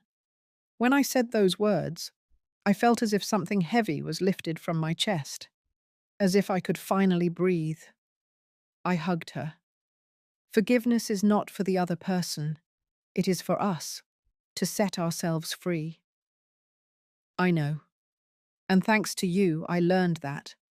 Because you taught me that defending the truth does not mean living with a grudge.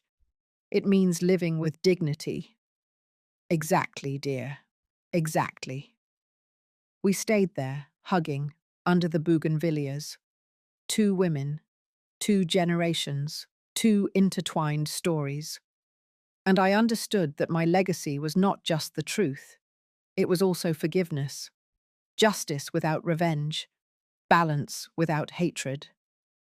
That night, After everyone left, I sat in the living room with a cup of tea. I turned on the television. There was a program about women who had changed their communities. One of the interviewees was Martha Miller, the woman who had lost her savings because of Mr. Harrison. I recognized her immediately. The interviewer asked her, "How did you manage to get ahead after losing everything?" Martha smiled. "There was a woman who inspired me. Her name is Mary Johnson. She had the courage to tell the truth when everyone expected silence. And that taught me that it's never too late to defend what is right." "And what did you do?" "I confronted my situation. I sued. I fought. And I recovered some of my money. With that, I bought a small piece of land. My husband and I built our house with our own hands. And now we live in peace, because it is a house built on truth, not on lies." The interviewer nodded. "What would you say to other women who are going through something difficult?" Martha looked directly at the camera. "I would tell them not to be afraid to tell the truth, not to be afraid to defend what is right, because silence does not protect us. It only protects lies. And we deserve to live in truth."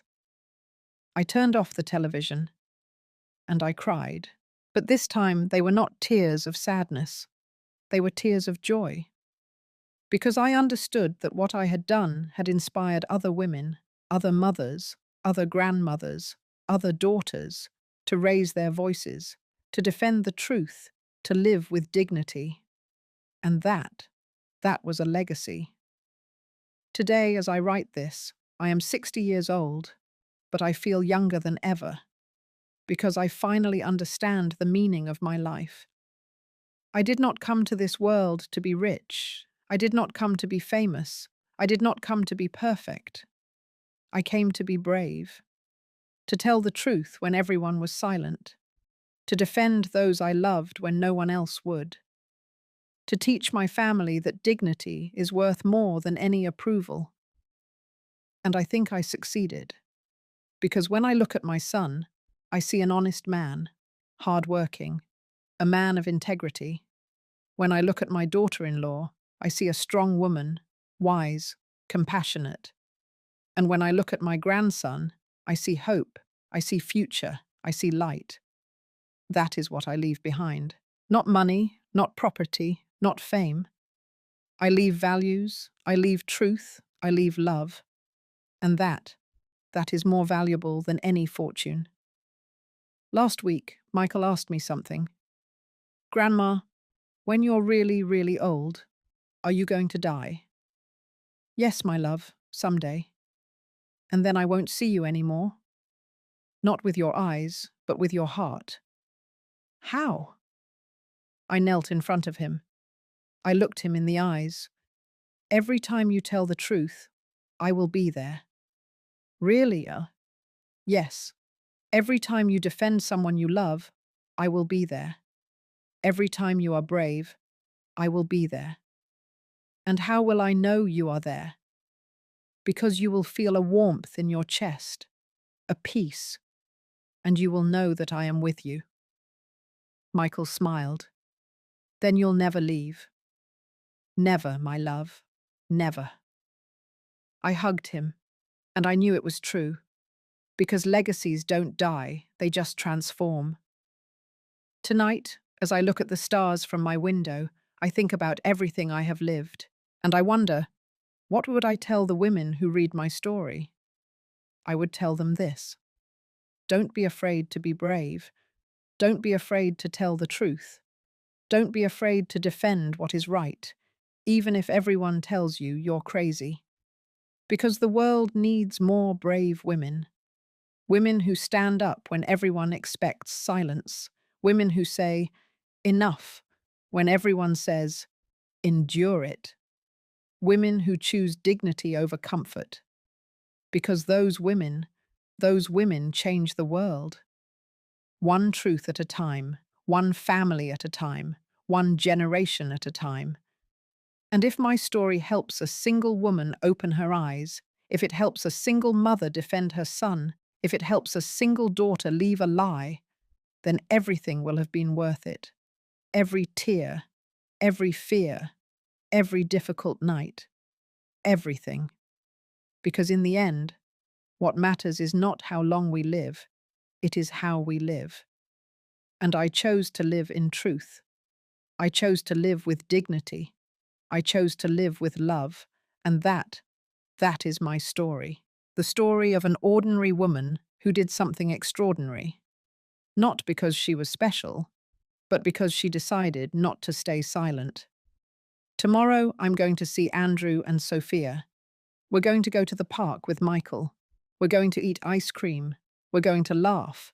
We're going to live. Because that's what families who truly love each other do.